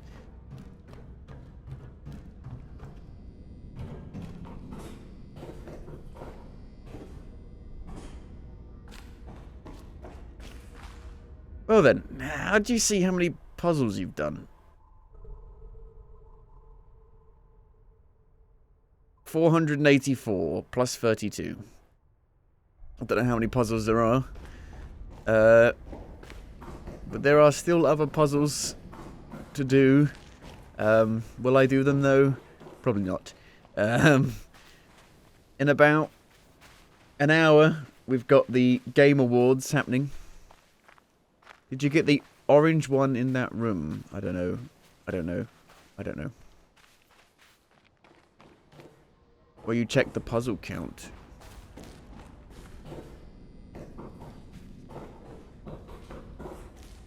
Orange one? That orange circle is part of one. Pac-Man!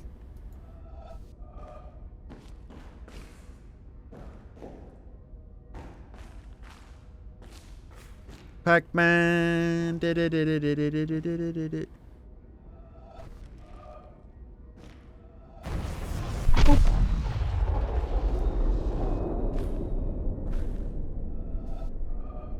well, yeah, in about an hour we've got the Game Awards, so I'm gonna take a break, and we'll be back when the Game Awards start, which is in just under an hour. The Game Awards is apparently 2.5 hours long or so. So yeah. What blessing! Thank you for the follow, Cave Johnson. Please do not do any crazy experiments while I'm away.